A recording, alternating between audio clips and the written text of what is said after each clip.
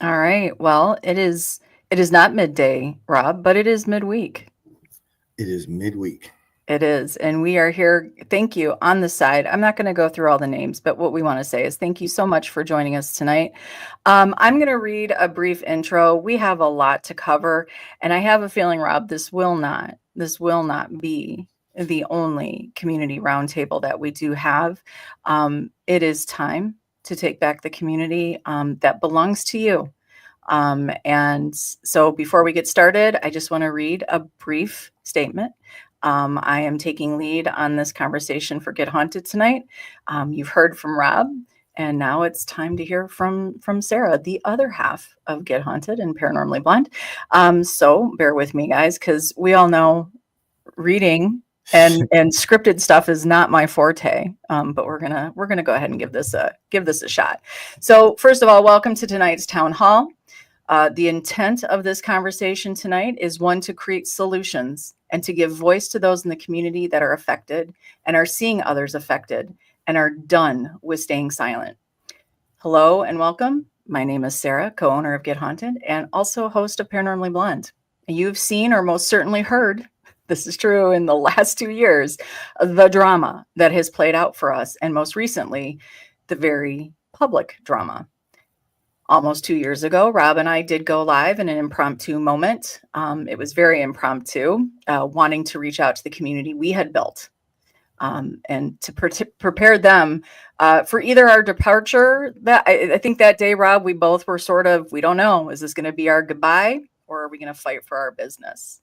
So emails, fake phone number texts, fake YouTube accounts to comment on lives, blackmail. There was a police report filed, and sharing of screenshots to those in the community that had known beef with Get Haunted. Those were all just the beginning. So Alive was the response to several attacks on us professionally and some very personally. Still today, these same few, and let's stop insulting people's intelligence, are creating hate groups, mass support groups, memes, emails, DMs, calls, exposés delivered, oh, I don't know, on important GH dates and more. And we have fought this each and every time. Well, some of those that share these chats and voice memos and phone conversations and all the good stuff, they want to stay out of it because they don't want to be the next target. So we are here to share with all of you, the paranormal community, when you stay silent on what you know, it affects others in ways that tamper with their business, financially, and their mental health. I'm not asking you to like me. You don't have to, and you don't have to like Rob, or you don't even have to support Get Haunted at the end of this conversation. But what I'm asking each of you participating in this town hall is to help create solutions that make the endless game playing and destruction of people's passion in the paranormal come to an end. That's a big ask. I realize that. But can we slow it down? Those that chose to speak tonight, and I hope in future town halls, we are grateful to know that you are there in the community, not for us, but for those that have been nervous to begin their journey or too scared to speak up and to become the next on the list of to attack. There's been no end game with this exercise. There is no apology that they claim will take care of it all. This started with one person in particular, with a very personal vendetta that took it to others that have their own issues. And together they built a storyline and traumas that do not belong to Get Haunted and they do not belong to Mike Castro. But bigger is just how widespread this game is in the field of our interest. This is not about Get Haunted. We are just one example among so many that have their own story of hate, harassment, and constant attempts to push them out of the paranormal. This town hall has gathered to discuss and create the solutions we can work on together respectfully to make the field that has businesses that depend on all corners of the paranormal a safer environment to create and build opportunities for others. This town hall is for buildable discussions, not personal attacks, not degrading comments, but to understand where and why social media breeds what it breeds, how it affects business and mental health and more. Solutions that work for the community and understanding what needs attention and what is just for attention. So thank you for reclaiming your space. We appreciate those that joined and decided that staying silent is no longer the right thing to do. Very well said. And you did a great job. even reading. Sarah hates reading from scripts. So I do. I do. I get a little nervous. I get a little nervous to read. oh, you're good. But this is so true. This isn't about us, but for us, the people that are experiencing this, and we said this 2 years ago on a live, how many people reached out and had the same issues, right? And tonight we are gathered people that are event promoters, organizers, location owners, business owners, investigators, personalities, all these people gathered because they've been touched by this. Yeah. Some people, you might be a little shocked to see us working together. But you know what? That's what adults do. And we've seen this time and time again. And I think at this point, this field of interest of ours, our passion that we put into paranormal, every single person here tonight has put their time, their energy, their passion, their talent, their ideas, just for those that can't, won't, too lazy. I don't know what your issue is, and I don't care. But you're affecting people's, not just their financial well-being, but their mental well-being. And it's no longer acceptable. Would you agree with that? You can talk a little bit, Oh, I'm listening. I'm always in awe because you do drive points home way more eloquently than I do. But you're right, and I've watched friends suffer at these people's expense. I've watched family members suffer at these people's expense. I made a 2.5-hour video with the truth, and it was nowhere as well received as their crap. It was very, the people that watched it and appreciated it did reach out, but also didn't, I made it pay-per-view because I didn't want to fuel public insanity, and that might change. It may have to change now. I guess people, sometimes prefer the tea over the soda, right? And that's what it is. But many of the things that have been said about me and can be and are shown in my video, right? And this email that we're going to discuss here tonight, completely untrue. To the many people that have reached out to me and said this doesn't make sense, even like this is a vendetta, like what's going on here. And they're right, people are seeing it and they are seeing through it. So it's been tough watching how it affects the crew and our friends, but now recently, this last bit, they've definitely, it's been way too far already for a long time. 2 years, folks. 2 years, literal blackmail, literal, threats, you name it, right? Publicly. And with the recent bout of drama, in which they are creating a narrative and they are playing the victim here. Guess what? Their hate groups existed long before they received those text messages from Taryn. So tell me, folks, does this really make any sense? But that's maybe for part 2 of this. But when you go after somebody else's business and you go after their livelihood just because you don't like me or Sarah or Get Haunted, it shows exactly what a low-level person you are, because you don't care about anybody but yourself. The community's tired of it. Look, I've got a lot of messages, some from people the haters that will watch this would be surprised about.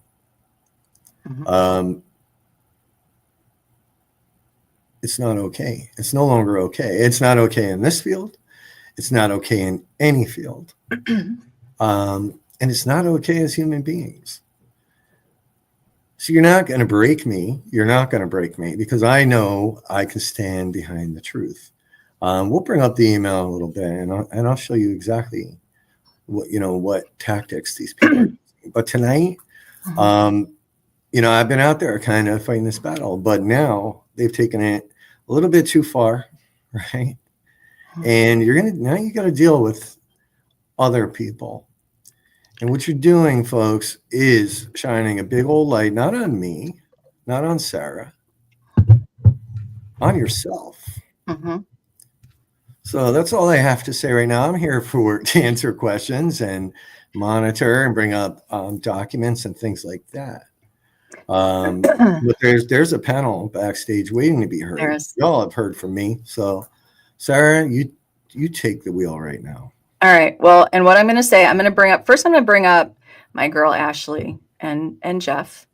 Welcome. As you know, Miss Ashley and Jeff, they are the organizers for the Maine Paranormal and Horror Convention. That is September 6th and 7th, right there in Augusta, Maine. They've come on and, you know, this is what I want to say first and foremost. First of all, thank you. Thank you for using your voice the moment things got a little weird, right? To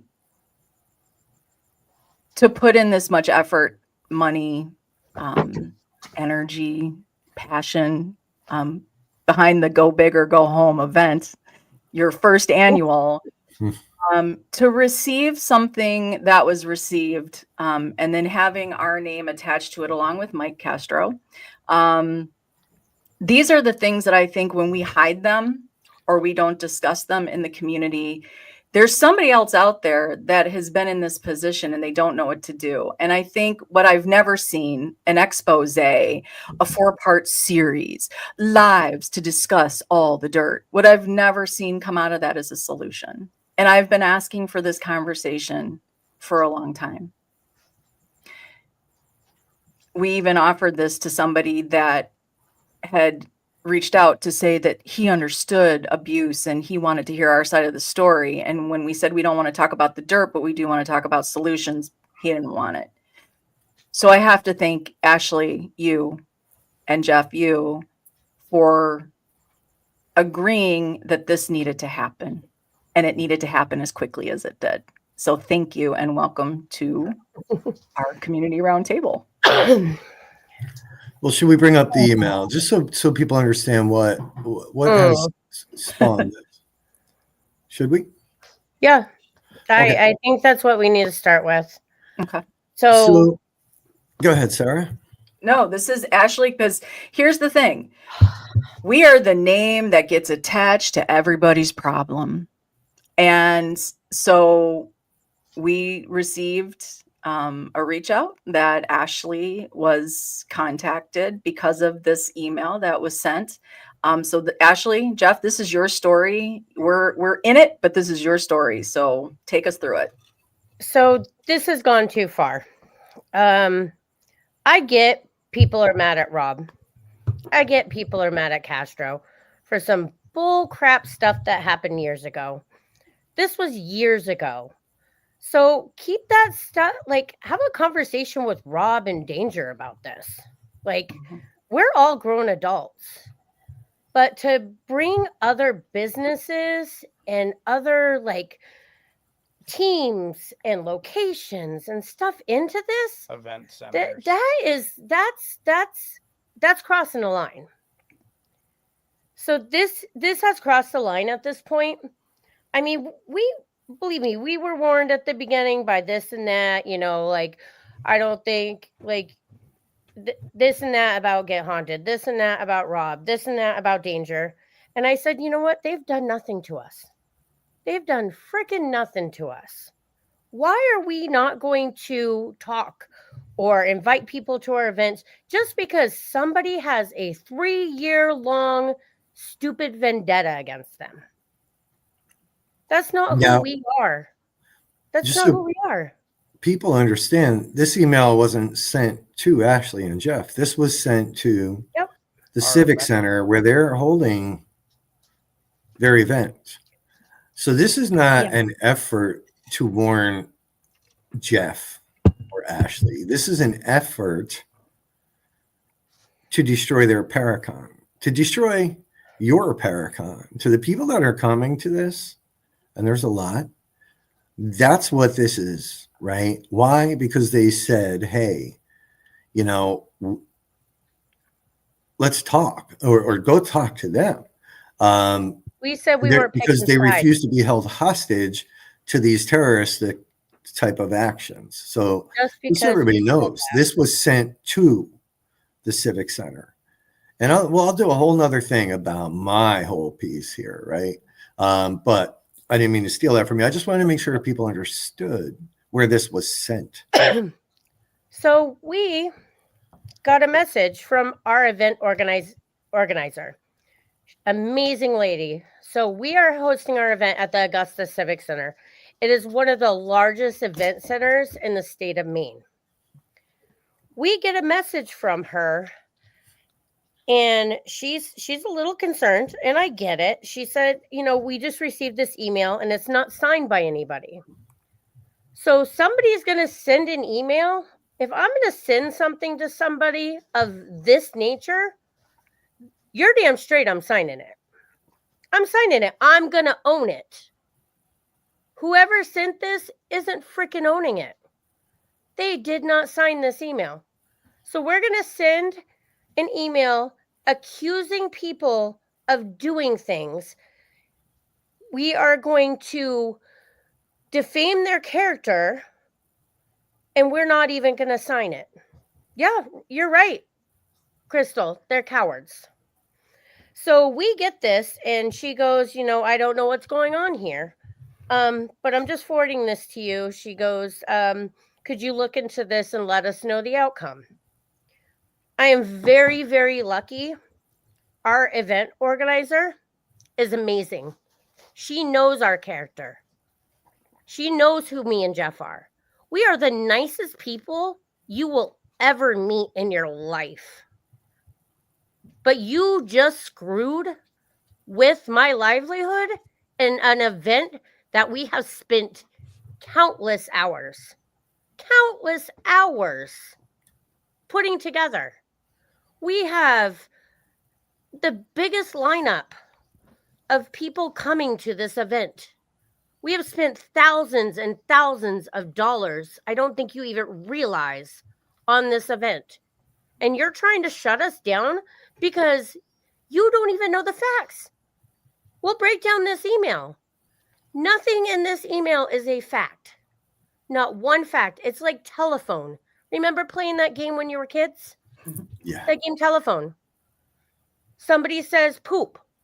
Then another person, oh, I heard cow poop. Oh, I heard cow poop. And it just keeps going on and on and on. So now this person has everything strewed around to make absolutely no sense, and there's no truth in it, to send to my event organizer.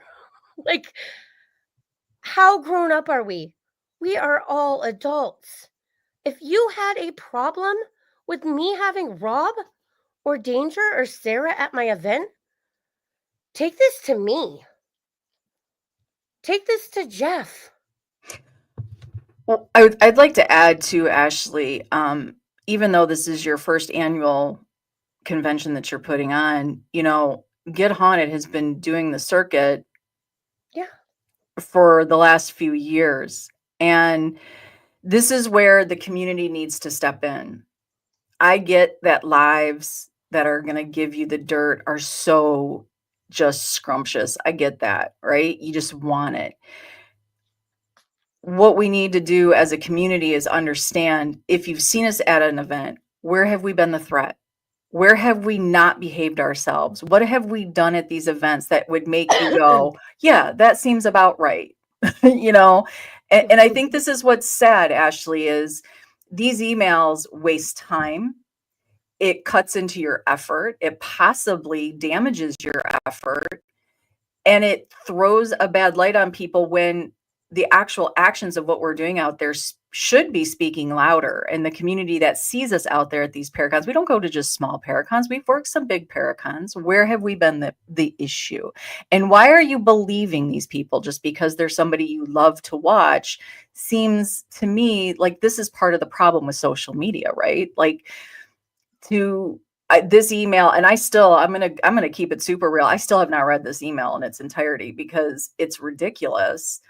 But for anybody, and I'm sure they didn't think it was gonna make any kind of airtime. I'm sure that piece might be a little surprising to them, but to put that out there, and you don't know what somebody else that sees this or gets wind of this, what they will do, what danger you've actually placed on the convention for Ashley and Jeff because somebody thinks we're a problem.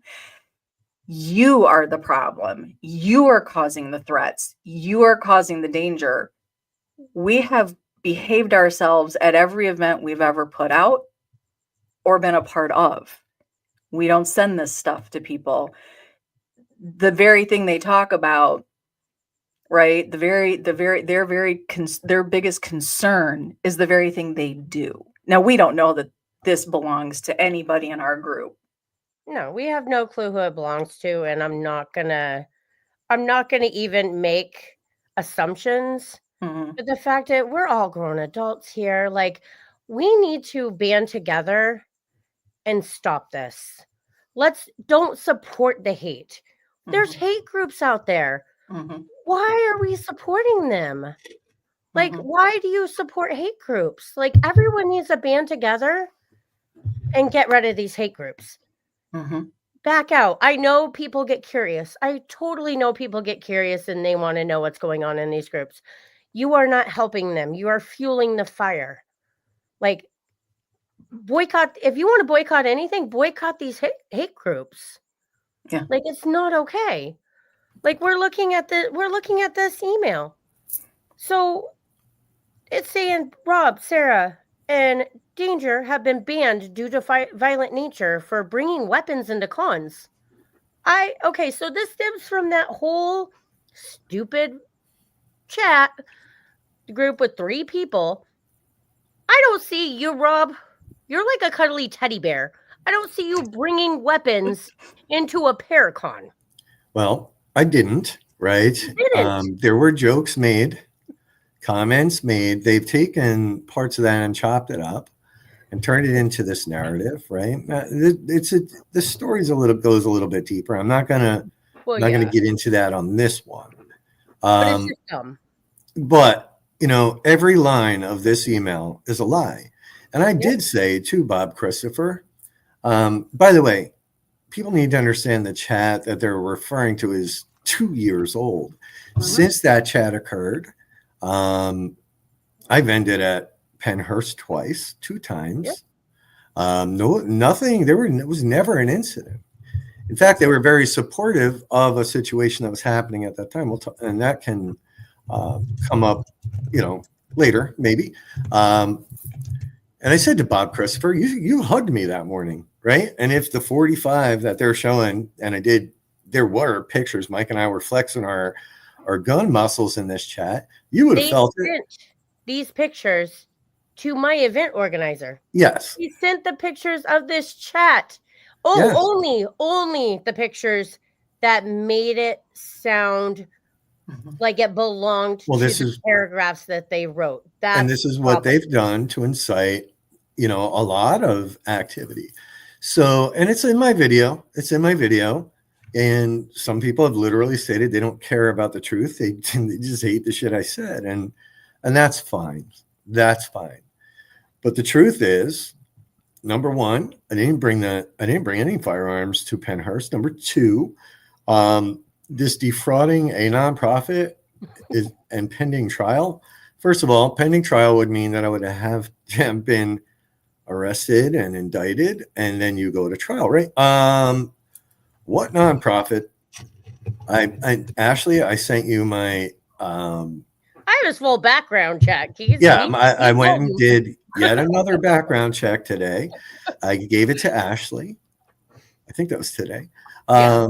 I gave it to Ashley from the Pennsylvania State Police. There is nothing. We have a guy out there named Chris Mack who has admitted to people that he's done background checks on. I know these people have done background checks on me. There is nothing. There is nothing. I have a clean record, people. So every single line, everything they say about Mike is false. Yeah. The only thing that they say that is somewhat true is that there are videos made, right? That there are videos out there. Big YouTubers might be a stretch for some of them, but that's the only truthful thing that this person said. And again, right? Own it. Use your real name. They're Use your real only name. fed the bad parts. That's the thing with all these people. They're only fed the bad information from one side. Let's look at both sides. Let's look at both sides. There's So, two sides to every single story. and in this case, 3, right? And in all of this, Three, yeah. Ashley, in all of this, with all the YouTubers and all the people that are or want to be YouTubers out there who made videos, not one phone call, not one phone call. The only phone call we ever received was from the guy Sarah mentioned, right? And of course, you know, the one who made the video, she telegraphed exactly what she wanted. And it was just going to be another hit piece. So why would I give these people? I mean, we're looking at actual views here on this thing. Why would I give these people their story? They were not there to learn the truth. They were there to ambush us. I'm not stupid. I spent a long time in the military. I'm not a dummy. Plus, I'm way older than most of these people. Okay. I've got what you call life experience. I've got a long background in understanding how people work and operate. I'm not a dumbass. So yes, I'm sorry we said no to your ambush, but it just wasn't going to happen. Now, again, there isn't a single piece of truth in here. And folks, if there was, Nope. if there was a credible threat anywhere, if I had done anything illegal, and they went to the police, and I believe that they did back in, I believe, September, and they thought that there was a threat from Rob, somebody would have knocked on this fucking door by now. It would have happened. I would have been questioned. It has never happened. Truth is, I've been to the police station on multiple occasions to deliver evidence for something. Not once have they said, "Oh shit, Rob, we got to talk to you." It's not happening, right? The thing that baffles me the most is, you know, the people running with these inaccurate details and not doing any kind of follow-up. So that's my story, and we'll save my shit for later. What has me really, really, really bothered here is that they are trying to hurt Jeff. You guys put a lot of money into this. We can't let them win, though. We're not going to let them the win. thing is they can't win. So we all Did need. did we hear what Jeff just said? He put his life savings into this event, and I think this is where I years. this right here is what I think as a community we need to stop for a second. Yep. Many of us have chosen, right? We see so many people on social media encourage you to do the things you love to do and to be your own boss. And some of us have chosen to do that through paranormal. It's where our passion is, and it's where we spend our time. And we've made legit businesses. It's not up to anybody else in this community why Jeff and Ashley made the decision they did. They did. And there's a community here that wants to support it. And there's some in the community that want to destroy it. Think about that very thing. Jeff just said, you have a 5-year contract. You put your life savings into this. And this one email that they want to get haunted and Mike Castro with could have wiped out a family's life savings, and because you want to put out there that we have violent natures. If anyone can show me proof and I've been to events, by the way, with danger, I have never once, not a fight, not a raised voice, not a aggressive movement, nothing came from our tables at these events. Not once. What makes these people so scary that people can't come forth and like stop all this? Mm-hmm. I have people that I know that are too scared to be their own voice. because of this. And it's We get it. stupid. It's so stupid. We get it every day, Ashley. Somebody reaches out Why? every day with a story. You know, Find your true self. And oh, I'm it's assuming this so is stupid. Sabrina, and please, everybody on the side, your voice counts here. This is a community roundtable, and we're going to add the other players here that are stepping up tonight. But let's talk about this. I'm going to assume this is Sabrina. Hi, sweetheart. She's saying, I'm sure I'll get backlash from this and don't care anymore. But why attempt to destroy events, locations, and people who happen to associate in this? It is absolutely not guilty by association. This, unfortunately, Sabrina, this is what happens. Jeff and Ashley invited Get Haunted to put their name on this. We do, and I was doing what my job is to do, and that is to push it out into the network. And because I believe what Get Haunted, their greatest strength is being the connector piece to the community. We find opportunities for those looking for them. There's a big difference between opportunity folks and opportunist. And I think this is part of the problem. We start sharing out their stuff just so everybody realizes as well. I can only assume this. However, I did put a post out with 3 events that are coming up, which is Firelands, which that particular event donates money to domestic violence and sexually abused victims. We have Jeff and Ashley's event, the main Paracon, and Rock Islands. That one post where I shared out information for each and every one of you to know where to buy tickets, where to find their website, and where it's located. So you can plan your year of your events.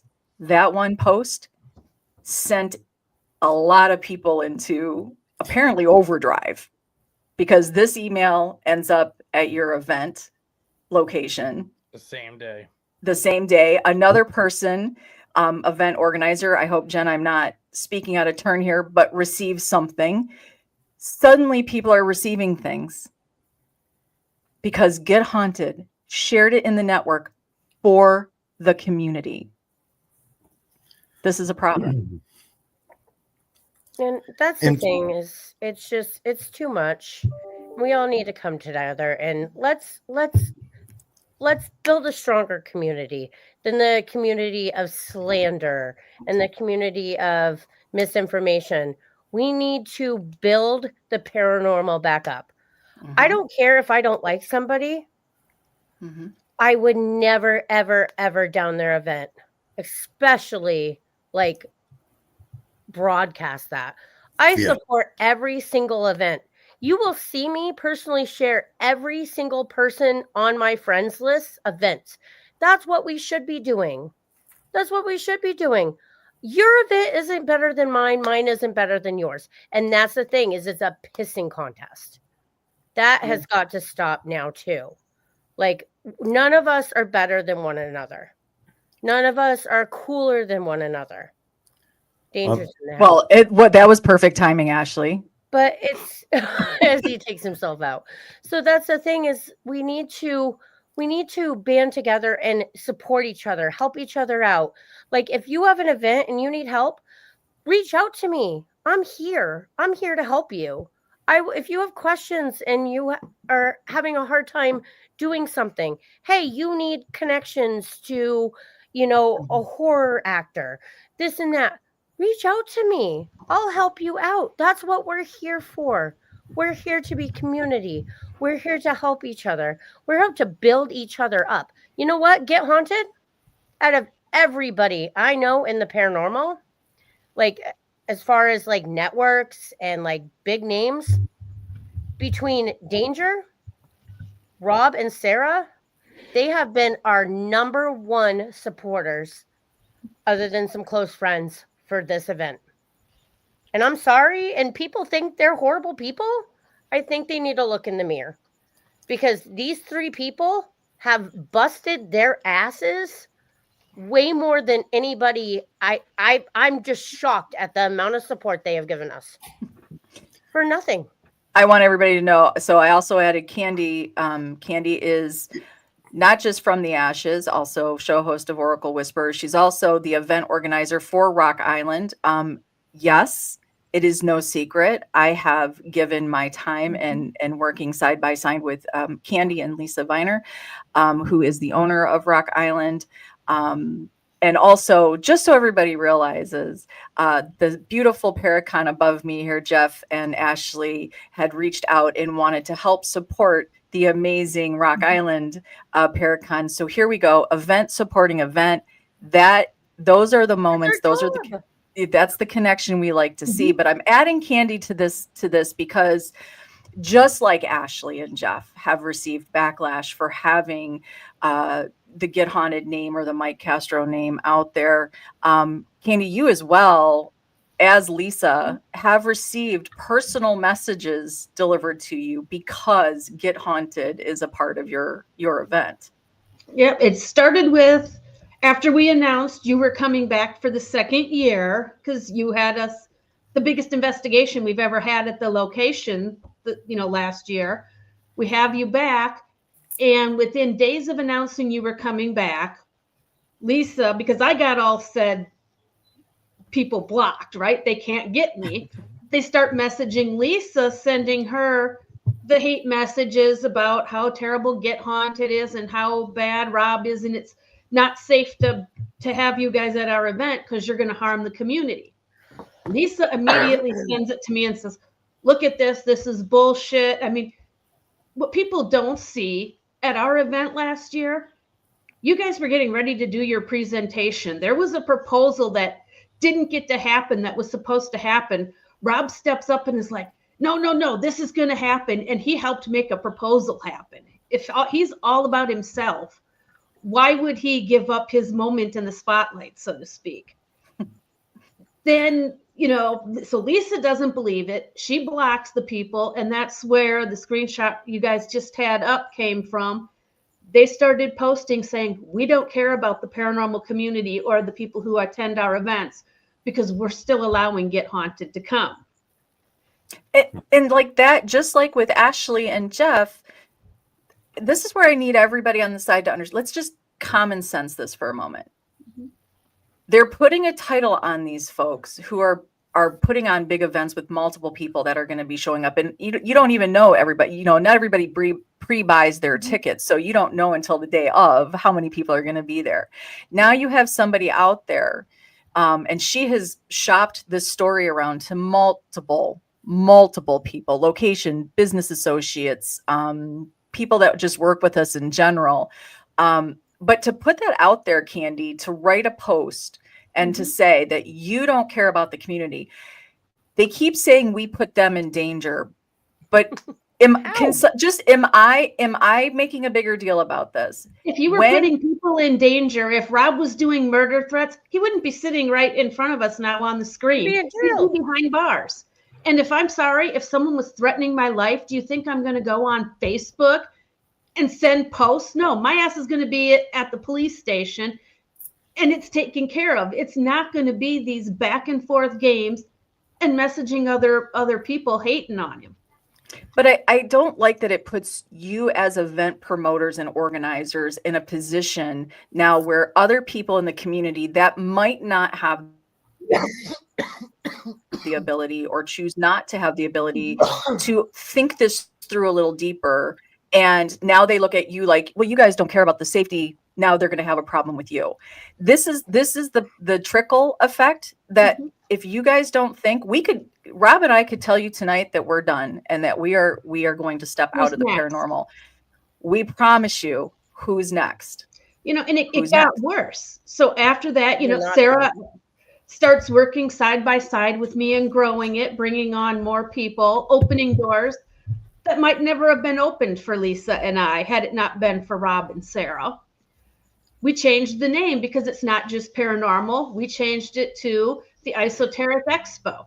2 days later, there's the post about the Erotic Expo. And I'm going to that, by the way. I'm skipping I want everybody to, if you've seen the banners, I did my best that I could making banners for Candy. I want everybody to understand, we have been accused of being obsessed with said person. That banner that I helped create for the expo had I put a black bar on the bottom because of the picture of the building, and I wanted to be able to have the sponsors stand up, on the building. So I added this black bar. And when that was sent to me, I was like, who spends so much time on something that I'm posting to recreate it, to mock it down to those little details? This is not just our problem. I think you guys need to understand we're going to bring more people up. This is something that multiple people are dealing with. Childish. Hey, and girl, if you need anything, friend me. I got you. Same. We got each other. This is what paranormal community is about. I will help promote your stuff. I have no problem with doing that. If you need anything, we will help you. That's good. We've been talking about you guys coming. That's so the thing. Like, why spread hate? I don't get it. And then promote it each really other, got lift each other personal. Was and it you about guys a are week horrible ago? people. About a week ago, there was a gal who, okay, I kind of say, you don't have to like me. I don't have to like you. But if we're going to play in the sandbox, we got to get along or stay on our opposite ends of the sandbox. We don't have to even play together, But you play fair. All of a sudden, I get a screenshot the other day talking about how successful the event I'm doing is going to be and how it gets me frustrated, and, and how I'm part of Get Haunted and people need to do their research. I never hid the fact I had anything to do with Get Haunted. In fact, it's quite the opposite. I'm always pushing Get Haunted out. And so this person's out there, people are going to this, and they're trying to stop people from coming to the event because Get Haunted is going to be there and because I'm associated with Get Haunted. So let's pause for a moment here. Just for a moment. Mike has joined us. I had the email up there, and a fair section of that email was about Mike again. And then the irony here is that sort of where this all starts a couple years back. We have Larissa and Alan Rex here. And probably a big surprise for some people to see the four of us up, or the five of us up here on the same stage. So welcome, Larissa. Welcome, Alan and Mike. So Mike, nothing in that email was true. No, right? So I think I made a post earlier where, the question that was asked in someone's video that was posted was, what does this do for the paranormal, right? And I think that's not the question that needs to be asked. I think the question that should be asked is, if someone is willing to stretch the truth or leave details out or not be truthful at all and just outright lie in order to meet whatever end they feel is necessary, how can you trust anything that they say? Right? So in that little paragraph, like the entire thing, Michael Castro did time in prison for killing a 77-year-old veteran, right? I have never, ever been to prison. I have never been to prison. I have a very clean background. Okay. I was arrested for that murder twice, but the first time I was arrested, the indictment was dismissed by the judge. You can look it up. And if anybody has any questions, I've always been open about it. I did a show on Paranormally Blonde. I was going to say, I will post the link, the show. You were more than open about it. I have no problem talking about it. The situation, I guess, that happened, but the indictment was dismissed because the detectives that investigated the case didn't tell the truth during the grand jury. They fabricated evidence. They tampered with evidence. Also, when they released me, they had 45 days to reindict me. They didn't reindict me in 45 days. As a matter of fact, they waited a year. The prosecutor at the time was leaving, and his last fucking thing he did before he left office was have me reindicted because he didn't want me, because I was suing him at the time, right? But if he's sued, then he was about to be appointed to be a judge. If he's in the middle of a lawsuit, he can't take that appointment, right? So he had me reindicted. This is how corrupt it is. He had me reindicted so that the lawsuit stopped, so he could accept this appointment as a judge, right? And I had to wear an ankle monitor for a whole year. When we went up in front of the judge, and the judge was like, all right, well, what's new? Like, what is the new evidence that he's reindicted under? And they said, there's no new evidence. It's all the same stuff. The judge is like, you can look up the transcript. The judge said, well, you reindicted him on all the same stuff that was basically dismissed in the past indictment. And he said, yeah, basically. We just had a different detective present it to the grand jury. Danger, doesn't this seem eerily like what's going on in the paranormal right now? It's possible. Look, I've got so much paperwork and discovery, and they even leaked a memo to us. It's a 28-page, they call it the Bergman memo, where in this memorandum, it was an inter office memorandum that was in the prosecutor's office. They had to assign an independent prosecutor to investigate the case. And at the end of it, he wrote this memo to the head prosecutor and was like, yeah, there's nothing here, right? As a matter of fact, we've got all this evidence pointing to someone else, And so prior to our motion to dismiss hearing the second time, the prosecutor submitted a letter to the judge saying, we're just going to drop all the charges, right?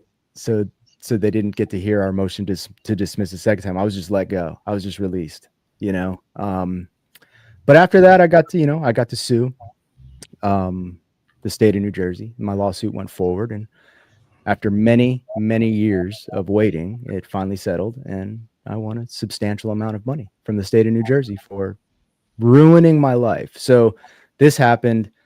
It all ended. I think it was like 2018, maybe 2020. I don't know. It's not old. Like it was in limbo for like 7 years, right? The case. And, so not only did I have to completely rebuild my life, right? I could never do what I was doing prior to that, training kids and, fighting and, who's gonna, and you could run a gym training professional fighters and grown-ups, but anybody that's in the business of the martial arts knows that all the money's in training kids, right? Kids, families, right? There's a whole program that's involved in that. And so I was never tried. It never went to trial, right? So it's not double jeopardy if I was, it would be double jeopardy if I was found not guilty by a jury and then they tried to, convict me of the same thing again. So it's not double jeopardy. They didn't even try me. They didn't even take it to trial. So it didn't even get that far. I have no charges. I have nothing in my background at all. That was it. So, like I said, I won a substantial amount of money from the state of New Jersey, Yeah, they don't usually give that to guilty people. That ended in millions, mind you. Not like, it wasn't like, here's 50 grand and a high five, right? It was a lot of money. And so, I got to walk away with that. But with that, I felt like I was walking around with a neon murderer sign over my head. And it took many years of therapy to get over that. And now here I am. And in this small niche community, you have a few people out there that are wanting to bring it back up, right? This thing that happened in my life that was very traumatic, not just for me, but for my kids, man. Right. Like my daughter didn't see me. Right. I was without my kid for a long time. So it was it was a really rough time for me, which is indicative of the amount that I was given. Right. So,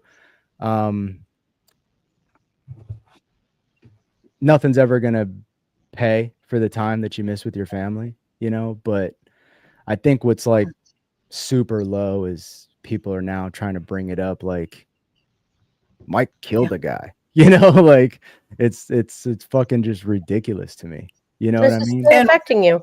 It's still And once again, you put that out there so carelessly. Yeah. And you don't know what somebody else in the community may do. Oh, Danger's going to be at that event, and you don't know. Yeah. So again, the very thing that they keep saying we are all doing, please show me. I believe I was accused of blackmailing somebody. No, I was blackmailed, but I did not blackmail anyone. When you do that, you put so many people in harm's way. You don't know what somebody that is just watching this from the sideline is going, oh, you know what? Oh, okay, I see. We already saw, I'm just going to add this piece in there. We already saw the tension that was caused by Get Haunted and Third Eye being kind to each other at an event, having an adult conversation together, right? Suddenly everybody gets upset and tense. Not the four of us. The four of us were not the problem. Everybody watching was the problem.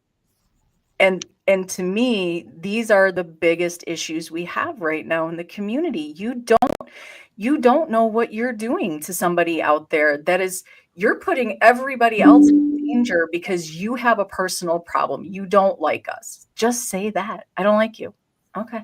So yeah, I think great though, segue. like, hold on real quick. I just need to say this, right? Is that, look, there's a fine line, right? And I understand that they're trying to get their point across.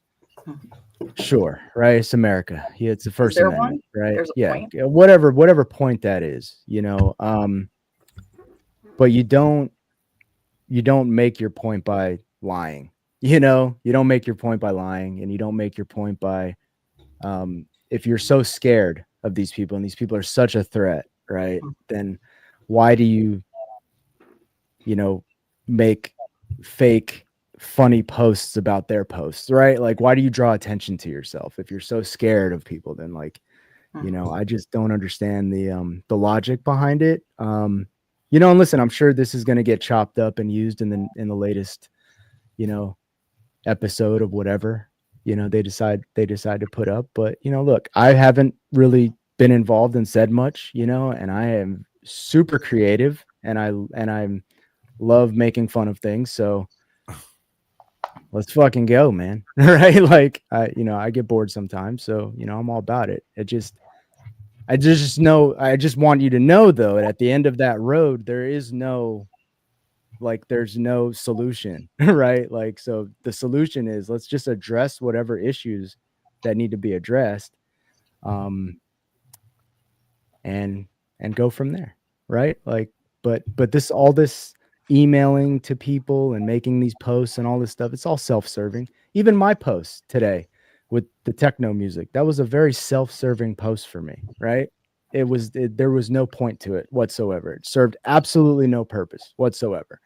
But that's where we're at, right? This is all we're just speaking to brick walls. So I don't know what the road looks like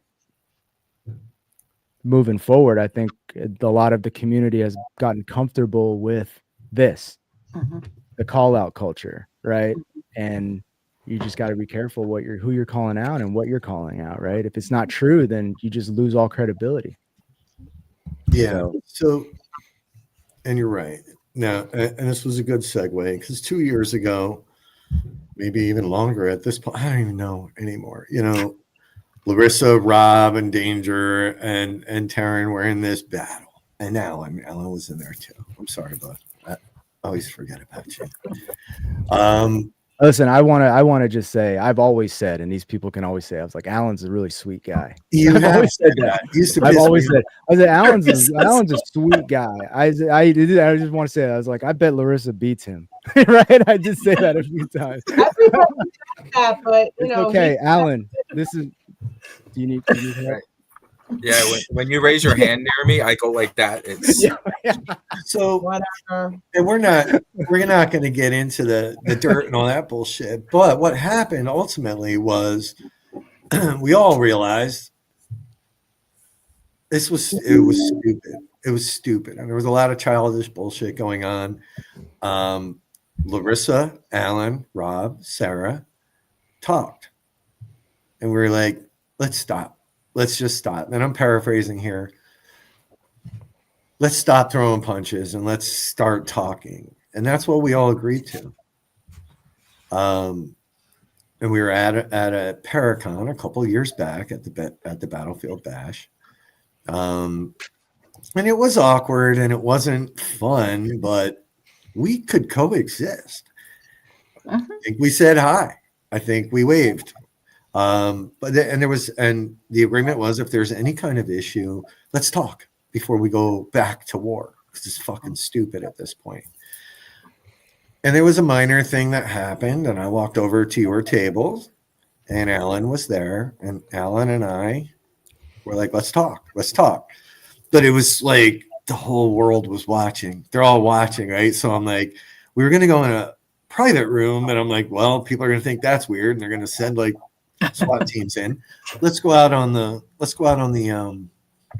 whatever that is, balcony, and talk. Glass windows, everybody can see us. So I I'm know out your there team members came out to check up on you. Yeah. So we're out there talking, and then Larissa sees us, and she comes out, and then Sarah comes out because she sees us, and we talked like goddamn adults. Heaven forbid. After months of just being childish assholes, right? And that didn't go over well for some people. To this day, there are people that prefer that we fight rather than act like adults. And there wasn't a day, this right here, us sitting up here, and I'm sure our dinner photo tweaks some people. I told her to sleep on that one. It's an indicator to me of the mentality of an awful lot of people out there, is that let's not coexist, and let's not be friends, and let's not work through problems. Let's cut each other's throats. I'm saying that figuratively. Oh, see, like, why did you have to use that term? I know, but this is what I'm saying. This seems to be the mentality. So, and look, us three, Rob and Sarah and Larissa and Alan kind of came back together cautiously, I'm sure, right? And we both have said, hey, I said some stupid shit about you. Larissa's like, I said some shitty shit about you. And I'm like, I don't care. And you don't care. And we've all moved past this mess from 2 fucking years ago. But now we're in this scenario where we have Paracons attacking Paracons, and people being blackballed and people being blacklisted, and all of this bullshit over what? So thank you guys for joining tonight, Larissa. Alan, Larissa's rather tame. Alan has been seems like he wants to say something here. But I see you brought Trevor and Jen Jacobs up. So, Alan, Larissa, what are your thoughts so far? So I'm on here because I tried to be neutral, and I was on the other side of this. I started out their friends, and we came together, me and them, because of our issues with you guys. I didn't, I'm not going to get into all of that, but we were friends. And then when the four of us decided that we were going to stop throwing those punches, and I made it very clear I was going to be neutral. And that was just not acceptable. And in the end, what that ended up doing was it put me on the chopping block. So now I am also having things said about me and being lumped in as I am a separate entity. I am not part of Get Haunted. I have my own company. I do my own thing. But I've stood up.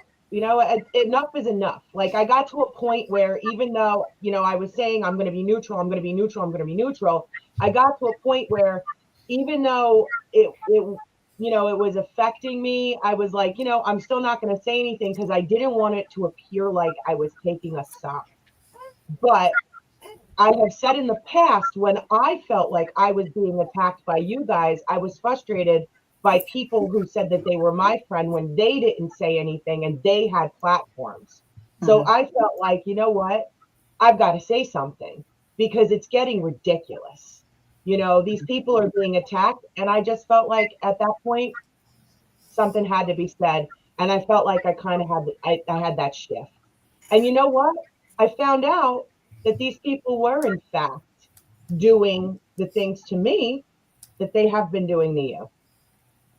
So this does go deeper, and it is a bigger picture. And if they are doing it to me, they're probably doing it to other people as well. I mean, I don't want to speculate and get too deep, but I'm sure it goes deeper than just you guys.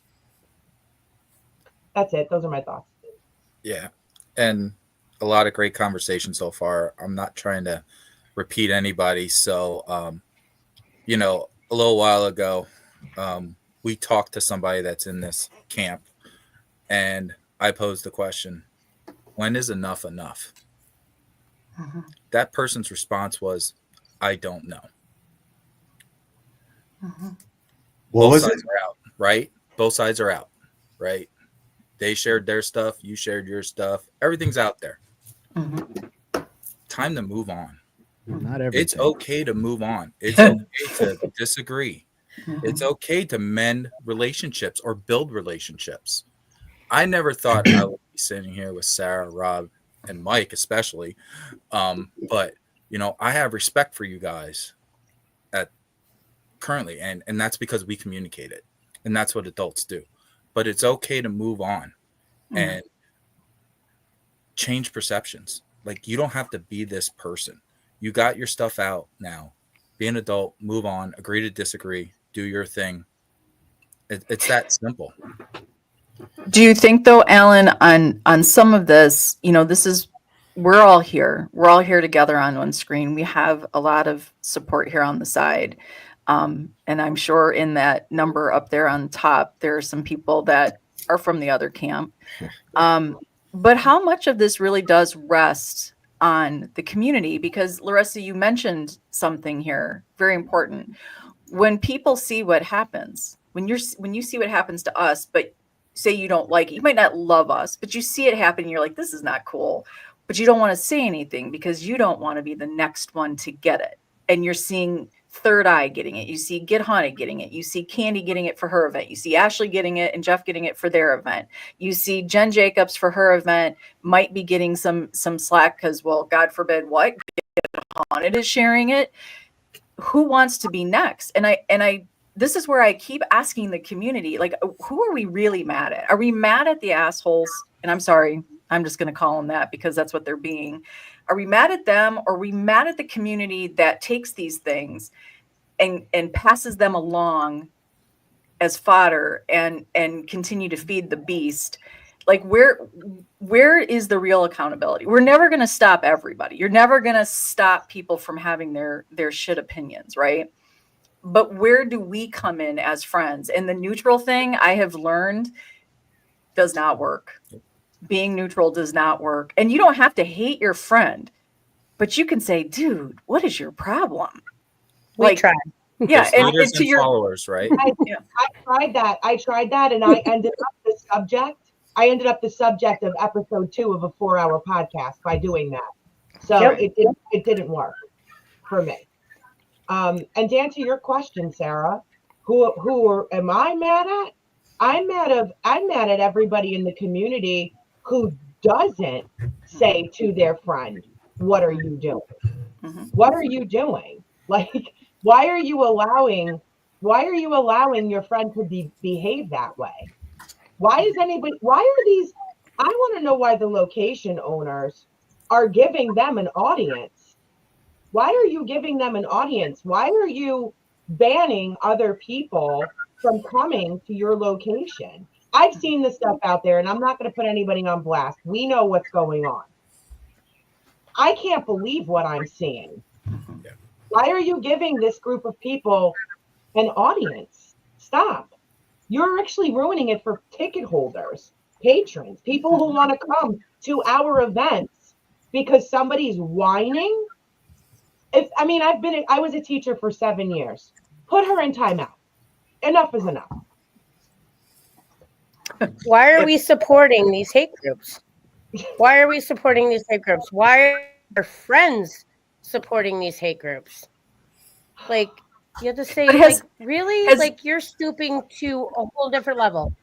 But has anybody asked, like, this is the part that I'm sure I am the asshole in somebody's story. And I'm okay with that.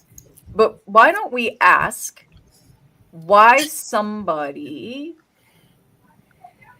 has such a problem with us, but others do not? Just like, right, some people with that other camp they're really good to some people. We get that.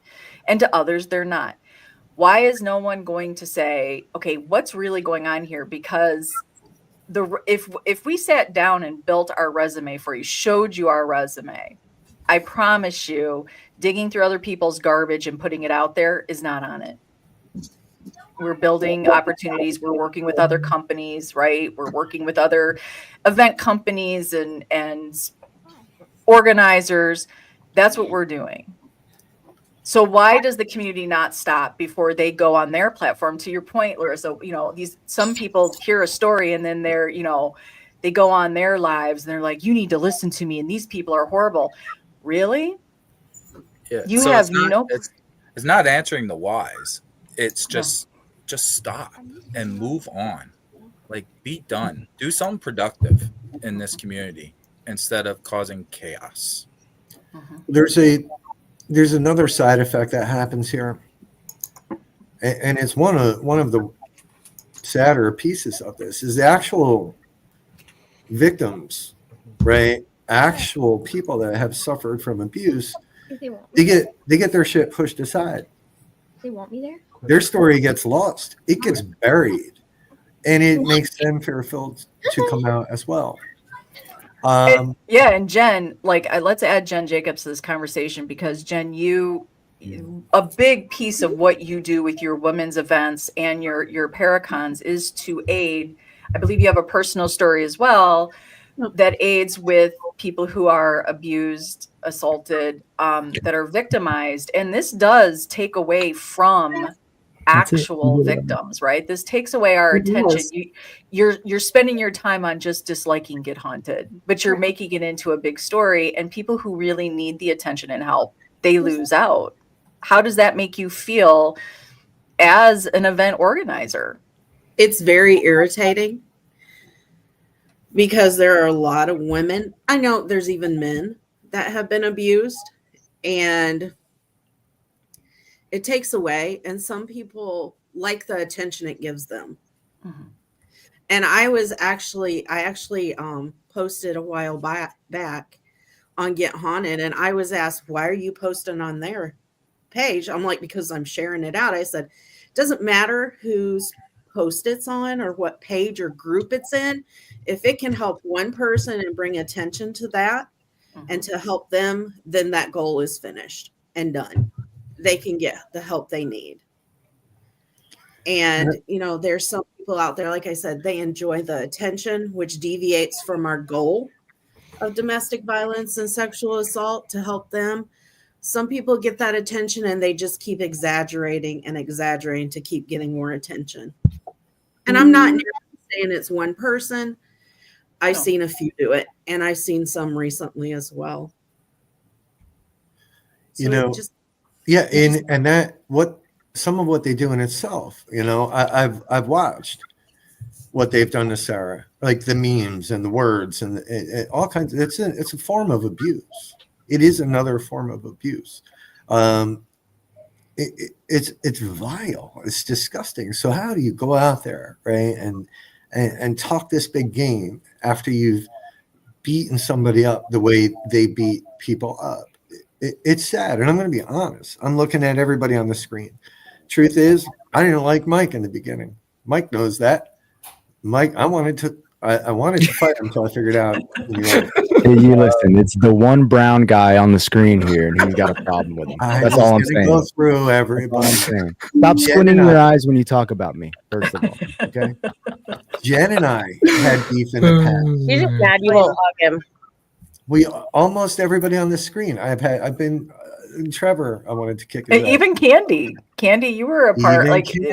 Even Candy. So far, not Jeff and Ashley. I think they're the only two I haven't had an argument with on this screen yet. But we've managed to work through it all, and we've managed to put water under the bridge, and we've managed to literally act like actual friggin' adults here. And back to Sarah, and I'm just going to get off my soapbox here in a minute.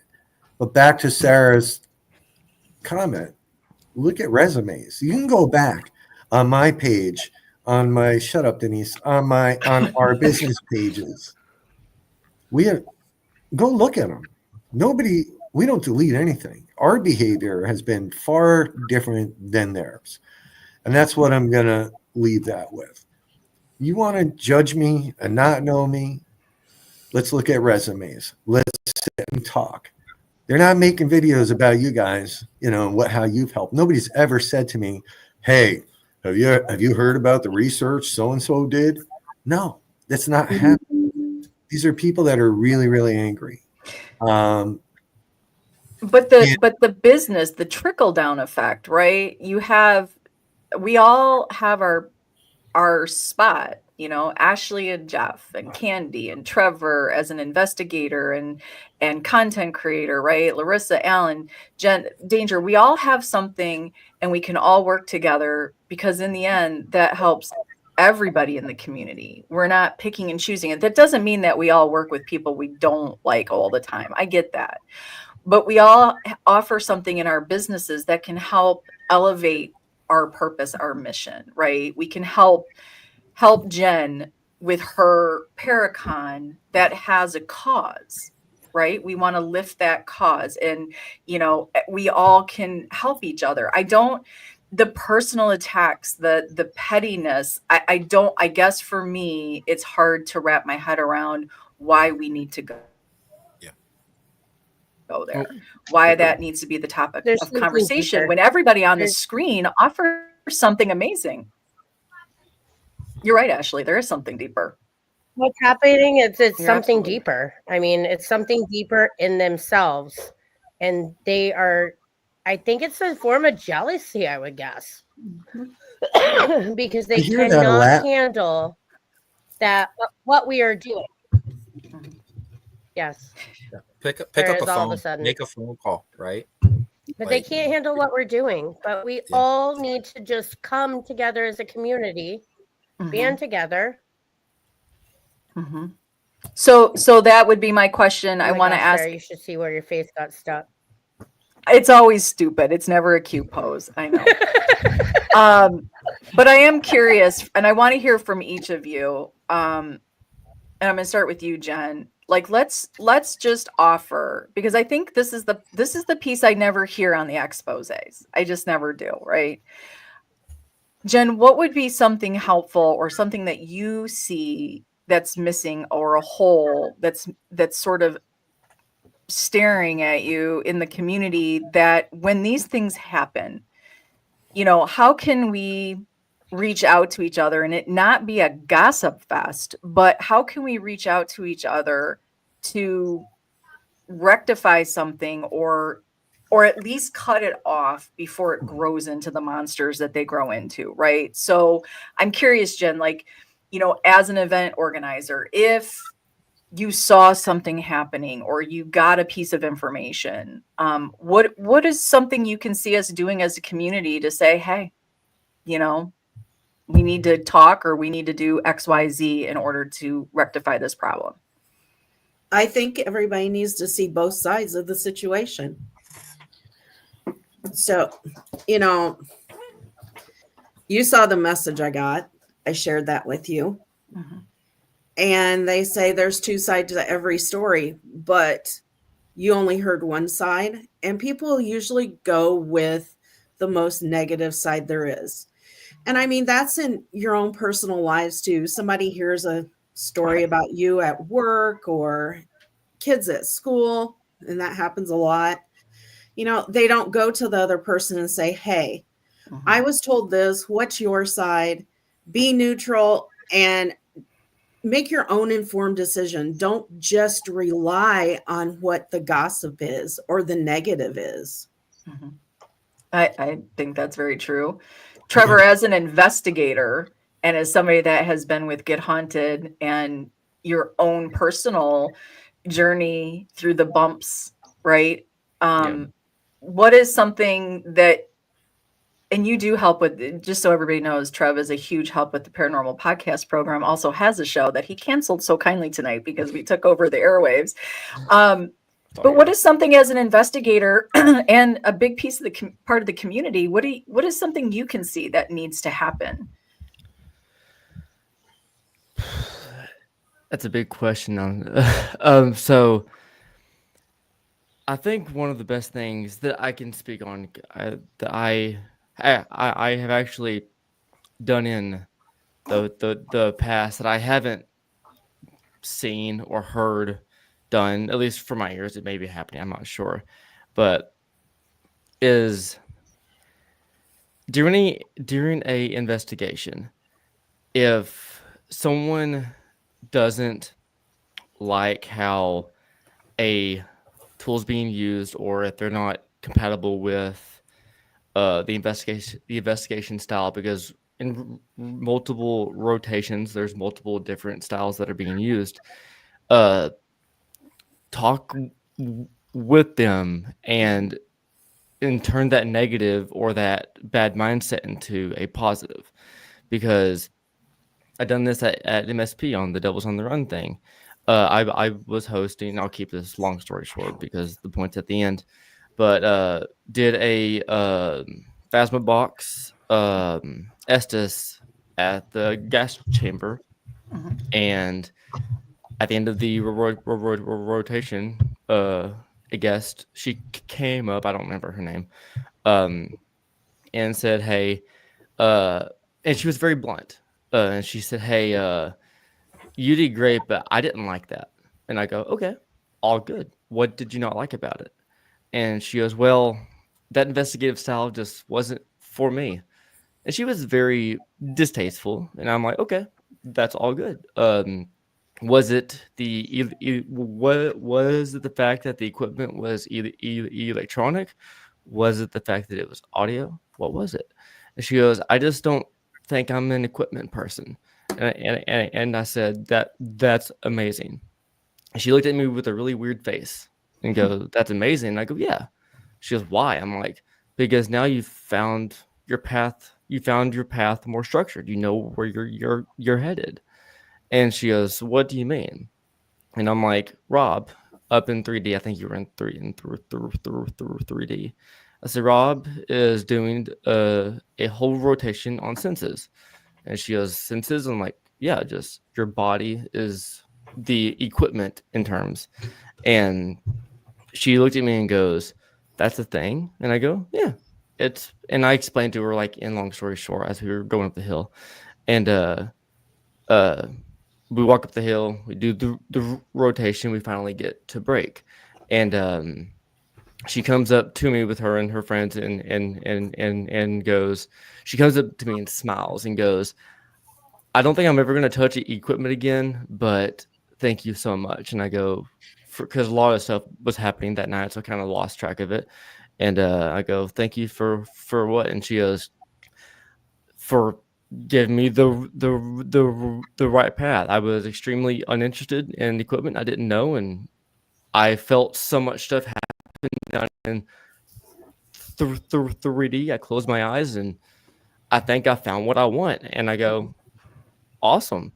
And her and her friends walked off, and they were literally chuckling and jumping at like they just won a prize at the carnival as they were walking off. And I just looked down. I looked at everyone around me, and they were smiling. I'm like, all right. Just I've never seen anyone and get haunted. Obviously, like ever talk down to anyone, but I'm sure it happens out there. You know, if someone's new or is unsure or unaware of how something works or what could be out there, and that may not be. And if someone's blunt about it because they're unsure, that may not mean they're mean, but I'm sure a lot of people take it as mean. Like, oh, you don't like Spirit Box? Well, that's stupid because that's one of the most popular things out there. It's like, okay. But I get, like, I totally get your point. Like, we Yeah. need to have those conversations, right? Yeah. Open up the Yeah. conversations, allow people to have their piece. It's much like, and no one specifically the grand scheme of things. It's almost like the same mindset of like thinking you have an ego in the paranormal. This person's big. This person has a huge opinion that should be followed.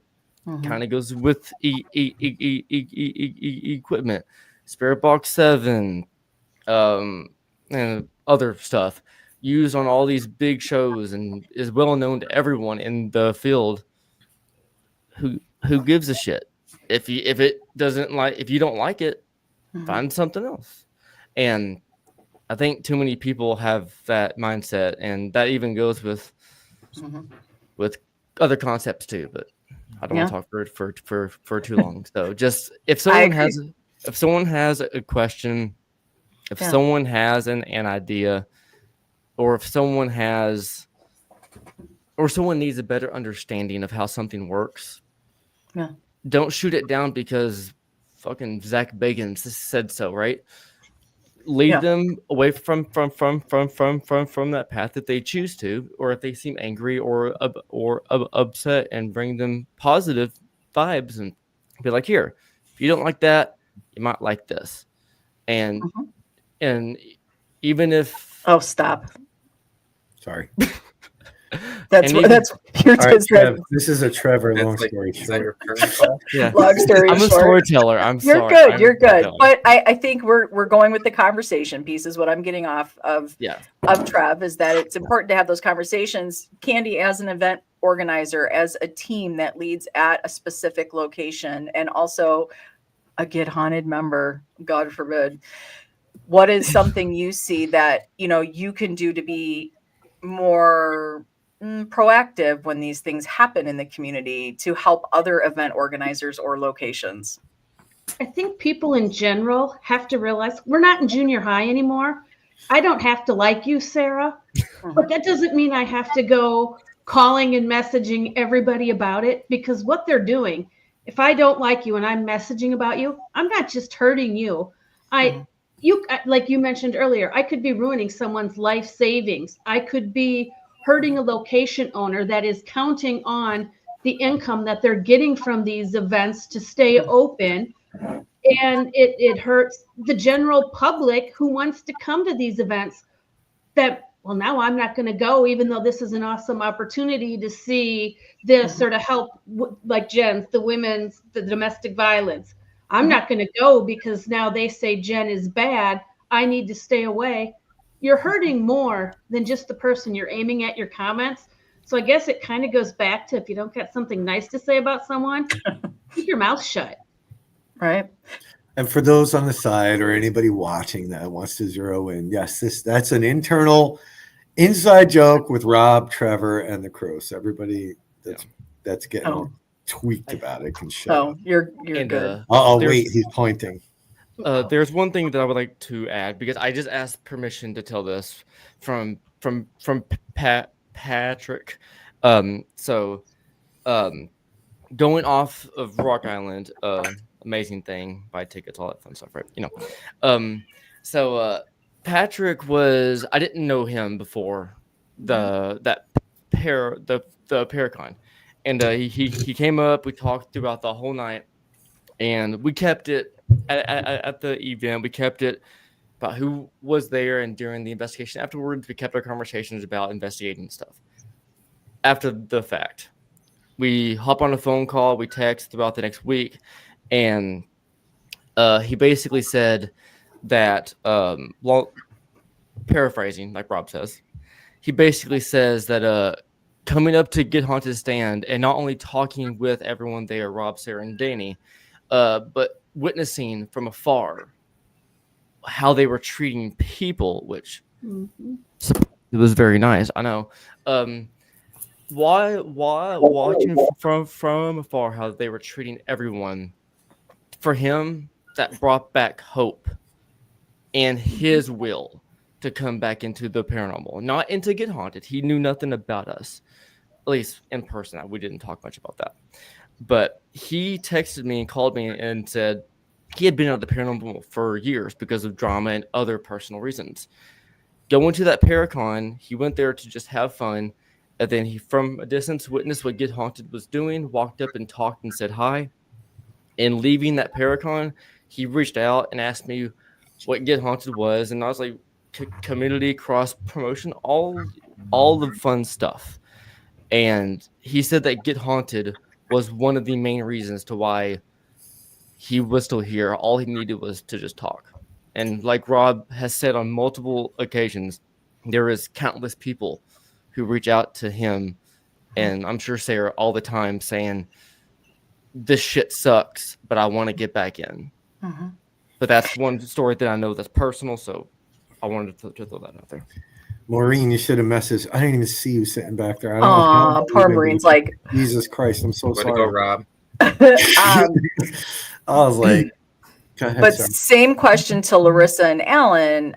Yours, to me, this piece, I think this is a really amazing opportunity because of how we all started. We all came together and then we broke apart and then we mended ways. And now we are all respectful to each other.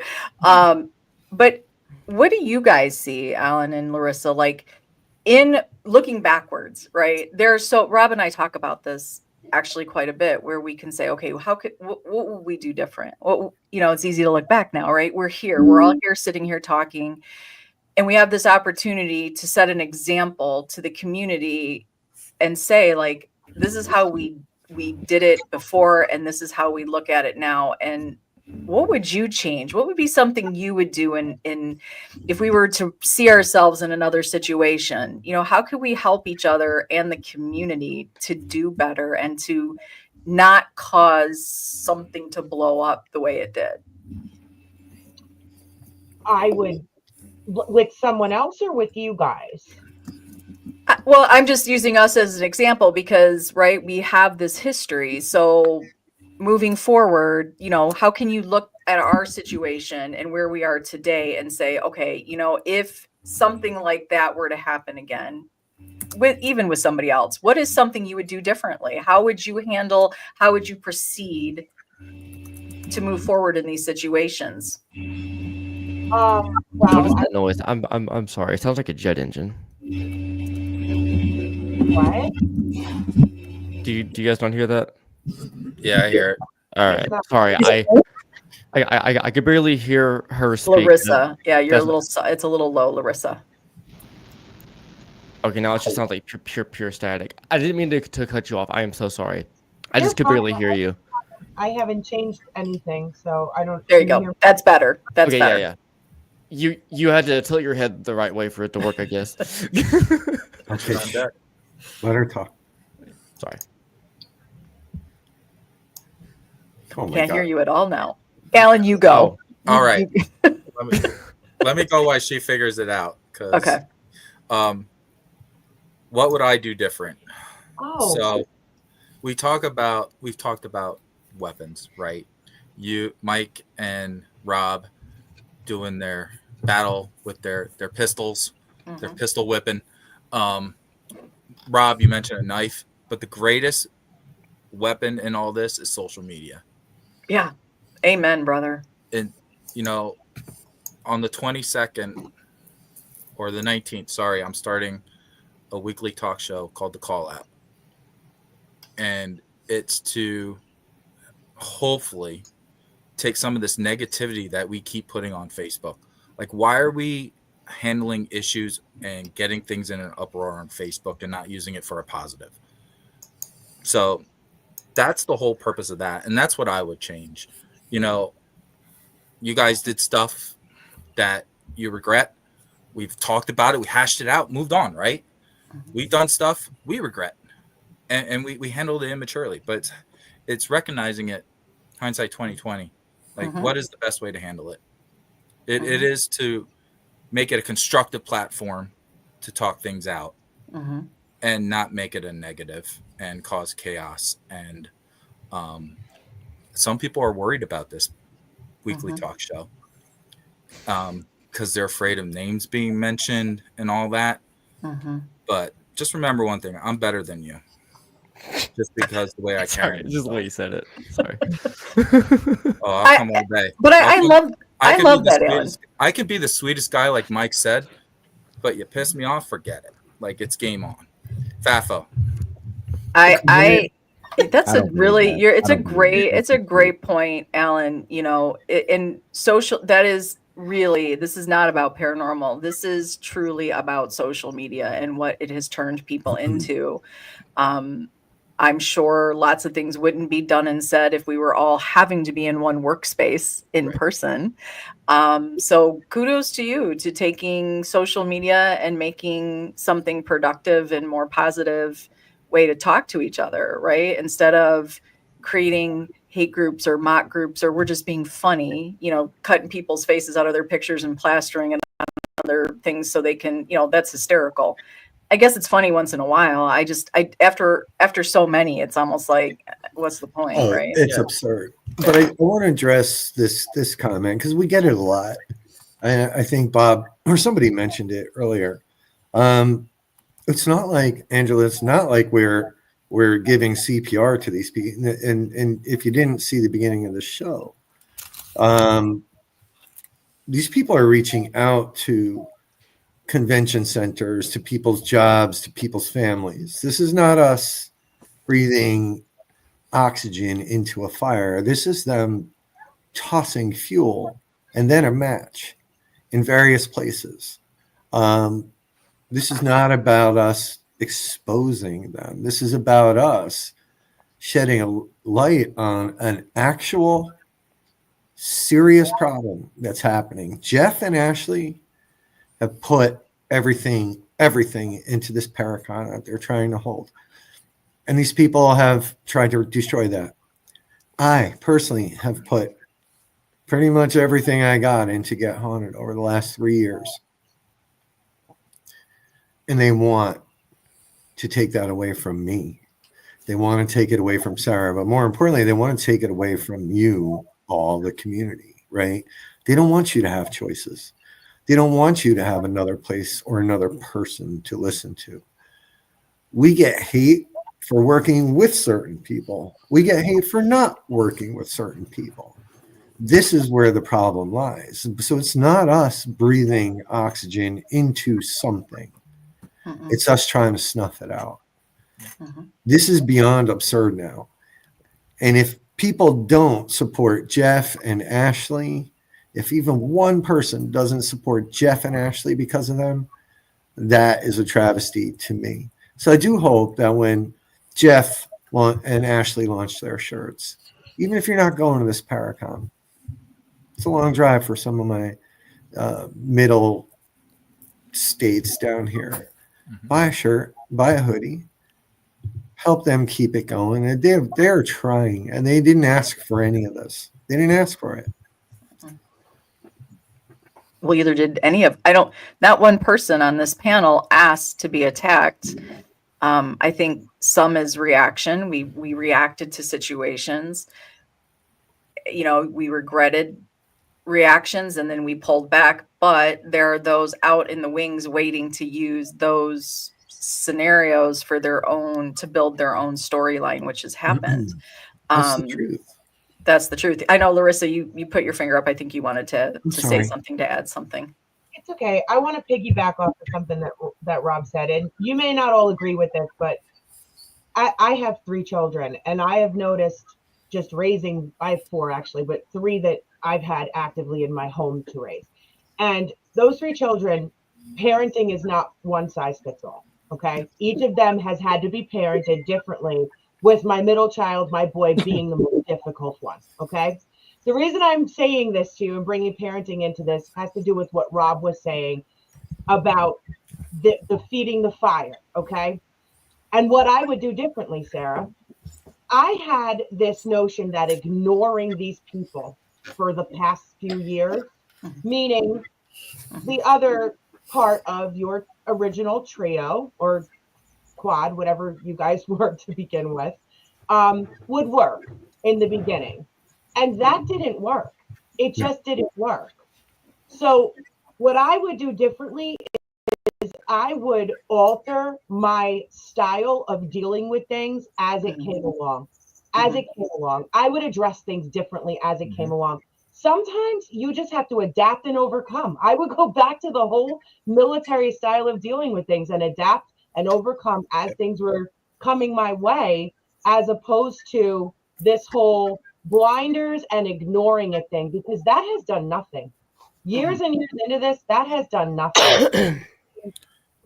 I agree with that. I have to agree with look at where we are. Look at where ignoring has gotten. I don't know for you guys, but it's gotten me nowhere. It's gotten me nowhere either, right? And Angela, it's a very different story when it's your name, when it's your money, when it's your life being put on trial. So I get your outsider point of view. And I've sat for 2 years and shut my fucking mouth about these people. And some of them, you know who they are, Angela. Sarah, I didn't mean to cut you off. No, but I was cutting you off. But it's to the point, Rob. Like, I think to what Angela's saying, we totally understand that. But what's interesting about that comment is this, and I feel like, Larissa, you might actually, you can identify with this.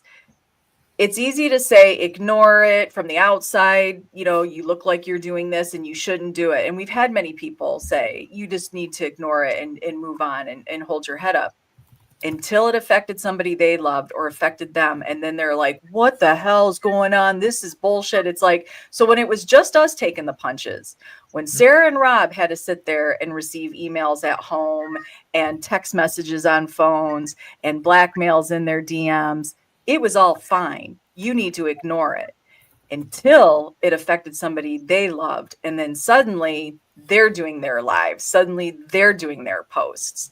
And I think this is where what we're saying is, we get it. It's human nature. I'm not criticizing anybody. What this gathering tonight was supposed to be a start of, and I think we're getting there. Let's talk about solutions. Let's show that a community can sit together on a panel. We don't have to agree with everything that we all do, but we can sit on a panel and we can talk about, what can we do to change? Because this whole be the change you want to see, saying it doesn't do shit. Doing it is where you see the action. And this right here, looking at all of you right here tonight, you're doing it. You're using your voice. Angela, you know one of the people that's had a lot to say. Here's my question. This is not me arguing with you. Did you reach out to that person and say, hey, what the fuck are you doing? That's a question for me, right? That, you know who I'm talking about. I don't know if you did or didn't, but if you did, it didn't work. That much I know. But yeah, and Sarah's exactly right. Like, we've heard from so many people, just ignore it. But then they get pulled in. Then they get pulled into something, and then they're like, "Oh my God, what can we do?" No more. Right? That's why I've said to many people, don't talk to me about the drama. Don't talk to me about what somebody else said and not give me the name, because I don't care anymore. Right? I just don't care. So if you're not willing to talk about it, if you're not willing to share the source, then I don't want to hear it anymore. Go away.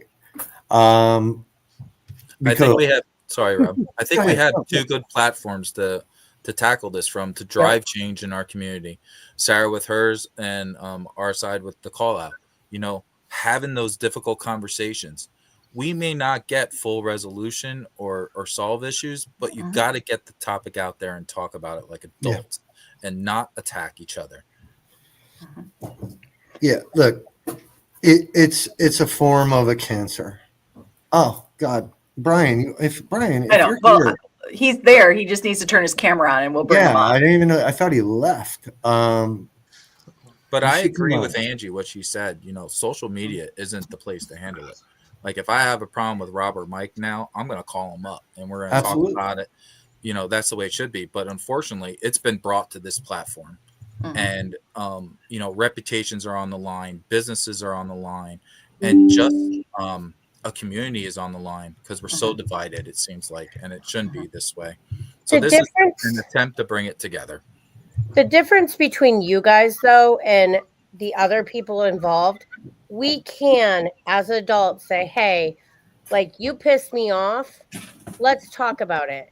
These other people have such huge blinders on that I don't think anything you say to them is going to get through. So, I don't think we want to change their mind, though, right? I don't think any one of as us far as- sitting even if here. you apologize, even if you talk to them, even if you said this, I don't think it would go through. So our job right now is to spread love, spread not hate, and support one another. Even if they are not a part of Get Haunted, and you see somebody who is in the paranormal field struggling, reach out, help them, support them. Don't bring people down, and leave anybody out of stuff that doesn't belong in the one-on-one drama or the one-on-two drama. Leave them out. That's all you have to do. This war was between Rob and other people in danger. Like, don't bring anybody else into it. Like, They weaponize it with social years. media. They weaponize Yeah. it. They turn it Yeah. into a big boom. The world is ending for me. Let me tell everybody about it. My instead of 13 having a and conversation. my 12 and 13-year-old are like that. Yeah.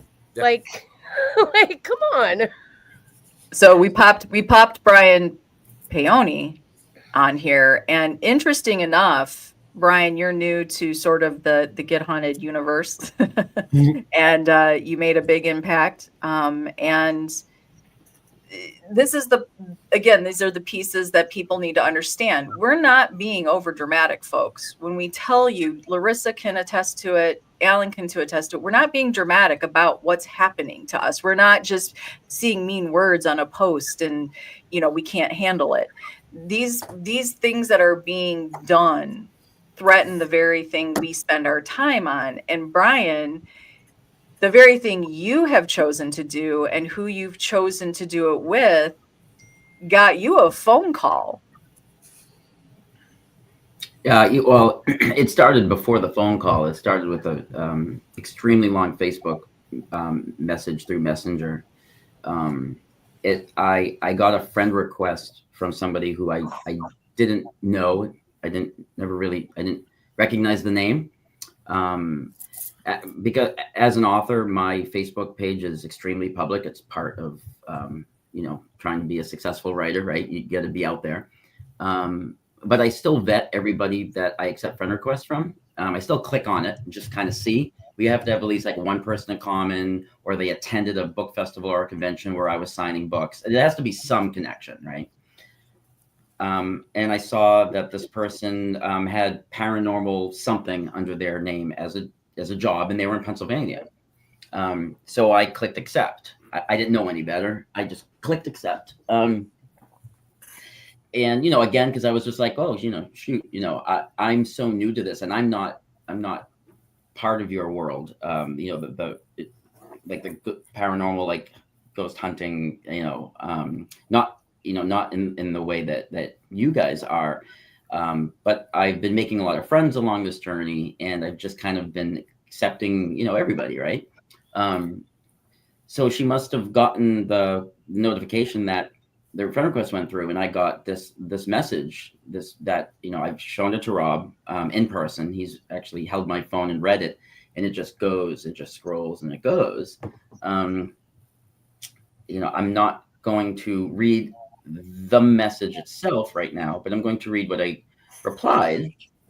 And I replied, "What are the chances of us talking over the phone later?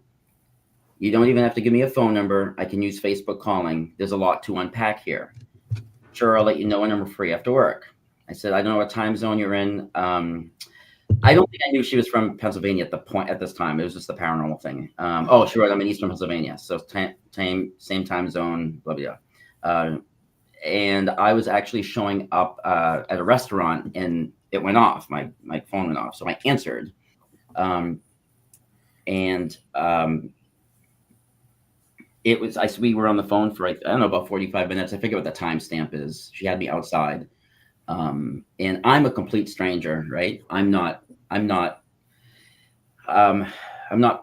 part of the, of the paranormal, like, community business wise, right? Other than kind of getting into it, being an author, right? I've just written a stupid little horror novel where Get Haunted happens to be characters in it. And now it's turned into a series. And so she got me on the phone, and she started talking about all of the things that we all know that are being talked about. I was told about the guns and the threatening to kill dogs. And she left me with a question. And I'm going to say something. I don't know if this is what everybody wants to hear, but if nobody knows what I do in my day job, my 9-to-5 job, I'm a detective. I've been a police officer for 16 years, and I've been a detective for 2. And there are people who are highly manipulative because they leave conversations putting a little bit of a bug in your head, like an earworm, right? So, and they know that that's like the right thing to say to the person, and then you hang up, right? It's like psychological mind play, and some people are just naturally good at it.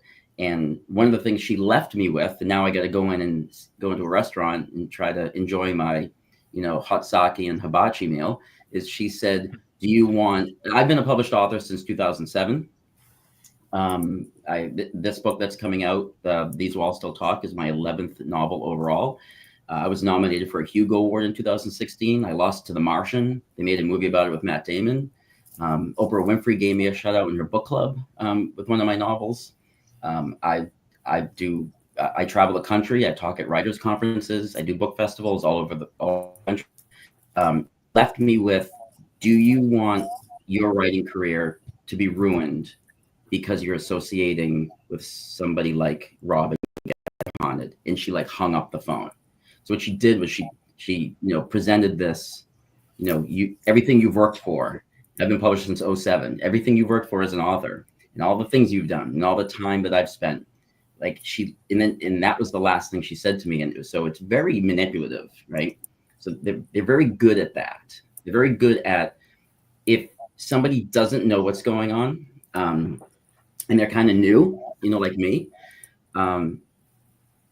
they're very good at using words that can get somebody who's already kind of on the fence to go, I don't know, maybe Rob is a shitbag. I don't know, right? Because I don't know him that well yet. I know, Rob, I met you June 1st. We haven't even had our year dating anniversary yet. And, it's coming. Just tell me.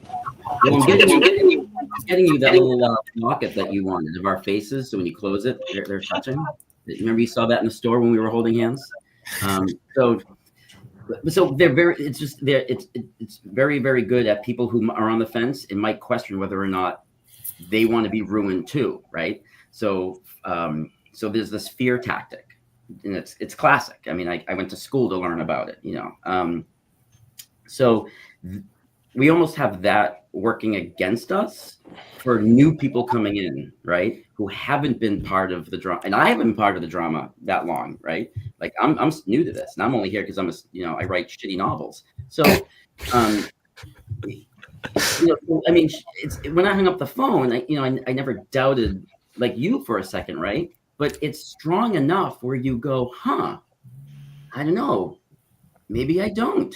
Maybe I don't want to take that chance. Maybe I don't want to gamble that maybe there is some stuff I don't know about Rob, because I am kind of new to this, right? And you know, it took 2 bottles of sake for me to be like, fuck that, you know, I'm calling Rob. You get my point, right? And that's the most dangerous thing. Luckily, you have this, you know, I mean, all good cult members have a, you know, group of people in them that truly believe in them. And so you have these people who truly believe in you. But what about the pockets of people who don't know you that well?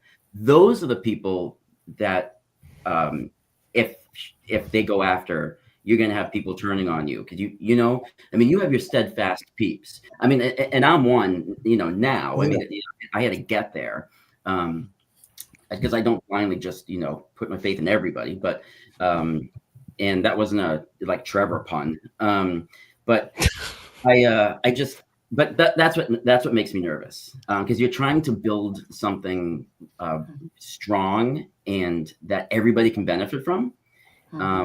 And so if you think of it like a big river, right, that has all these little tiny streams breaking off from it, those little tiny streams don't really know what's going on, can be influenced by someone who is very articulate. You're going to lose those streams, and they're going to turn, right? So how do we get everybody as part of that main river where we're kind of steadfast?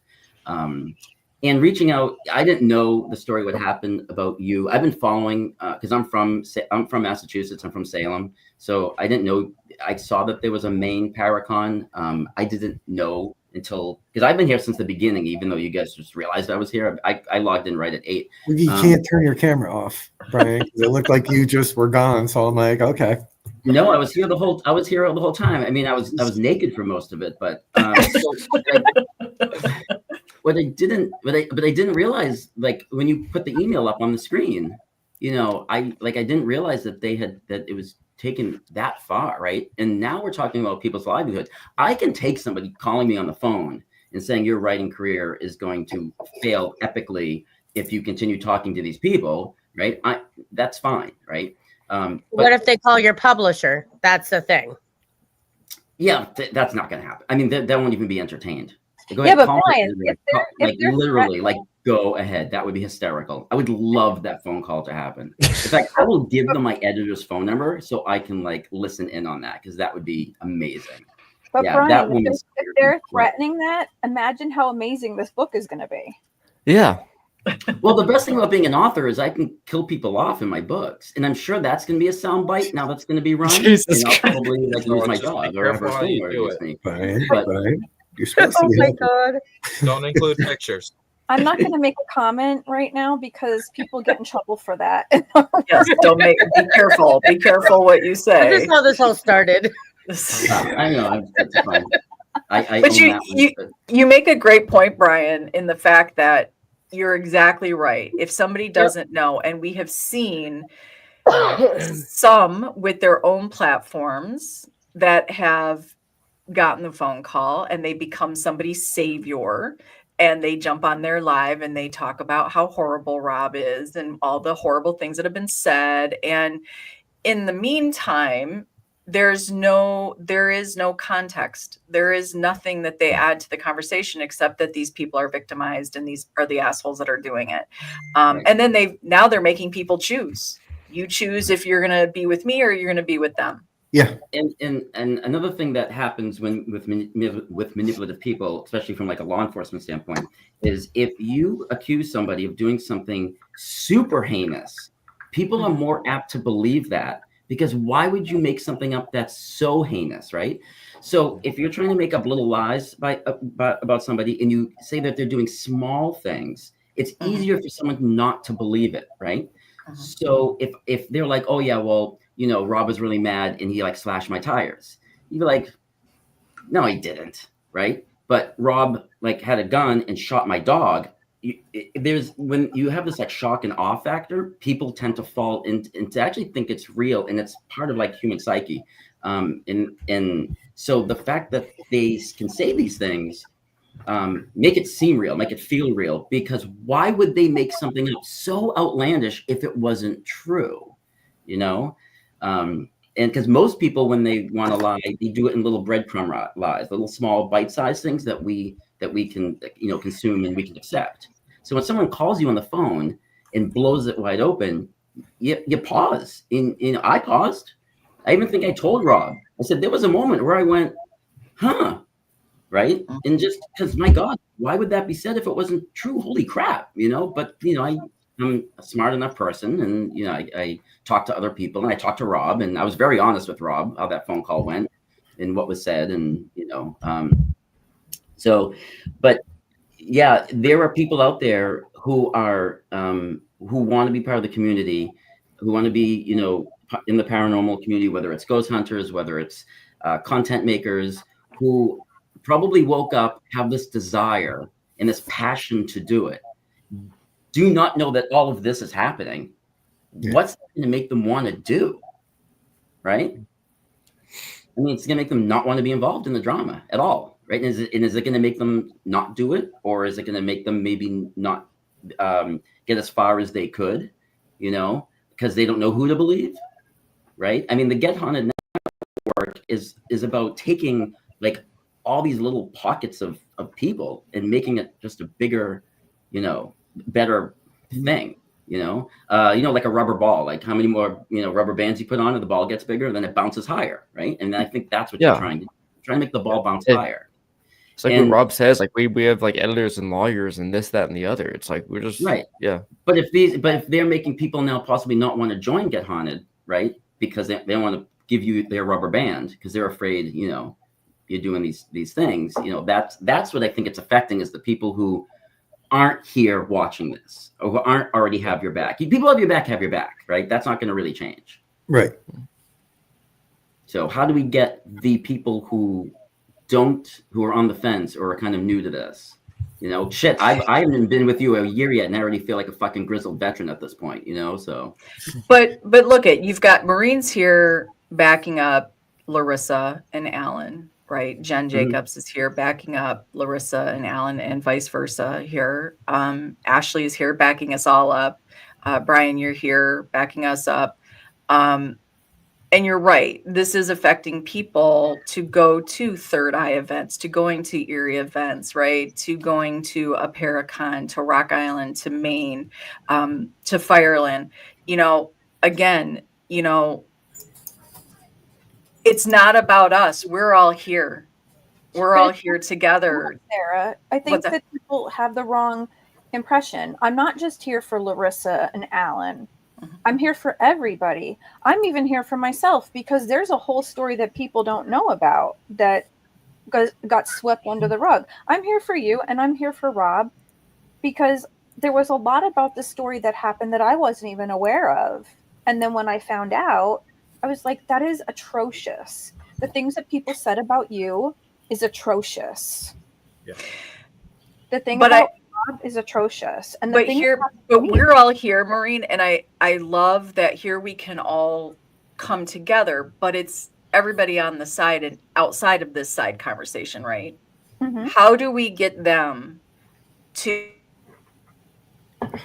and I want to just say, seeing Lourdes pop on, seeing Two Realm pop on, those things are huge, because these are people that kind of don't, they are doing their thing. They have been affected in their own ways, right? But they do their own thing and they kind of keep to themselves, and they're popping in to show their presence. And how do we get more people to say, you're not alone? You're just not alone.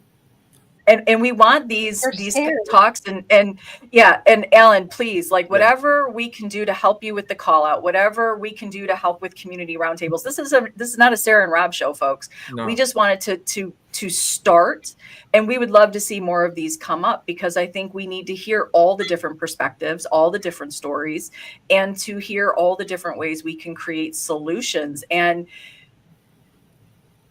this is what I know. This is what my takeaway from this has been this. A lot of shit's been said by a lot of people. And we're all big ages. Sorry to say it, folks. We're all pretty big ages. Maybe not so much Trev. Well, I'm we are almost 30. OGs. No, According to stop. Ryan, we're OGs. Yeah, like this whole shit talking, gossip mongering bullshit needs to come to an end. And if you want to go do your thing, I will always support that. And I told you the other day, Jen, one way to get on the Let Sarah Pay Attention to You list to promote you so the community can find you is just don't be a dick. That's it. Just don't be a dick. I don't care what you're doing. You can go screw who you want.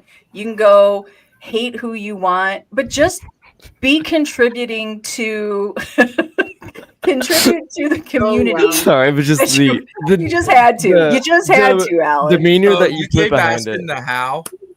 We set the example, and we walk the walk and we talk the talk, right? Right here, this picture should not piss people off. No. This is what the community is all about.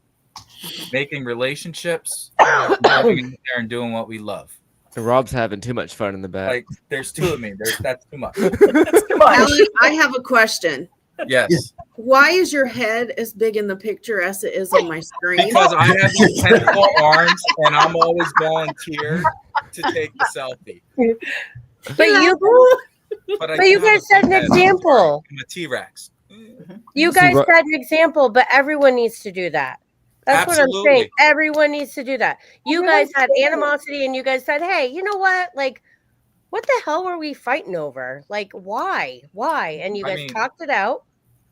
And I still want to put Rob in a headlock and give him a noogie. Just one good time. Love it. Sorry to cut you off, Ashley. Sorry about that. I do want to talk. Just give me 1 second with this. You know, Bob, it's a great question. A lot of people have asked that question. Here's what you need to understand. And Brian's here. Brian's a detective. Yeah, there's defamation that happens. There's slander that happens. There are police involved in this, from my end. But it's a very, very expensive process, right? To sue somebody for defamation, slander, you're looking at 30 grand, right? 30 grand-ish to get back what? Maybe 4 or 5. And I'm talking about people that, and I'm just speaking out of my own personal observations that don't have much to take from, okay? And months in court, and it gives them more of what they want, which is apparently my attention, right? And now they want some more people's attention. And it doesn't really solve anything, if you ask me. Unfortunately, in the state of Pennsylvania, you can't get a restraining order. It doesn't exist here, which would have been a wonderful route. But at all? Yeah, so you guys want a defamation case? No problem. Let's get a GoFundMe going. We'll take them all down. But that's really, for me, not what it is. I'm not out to punish these people.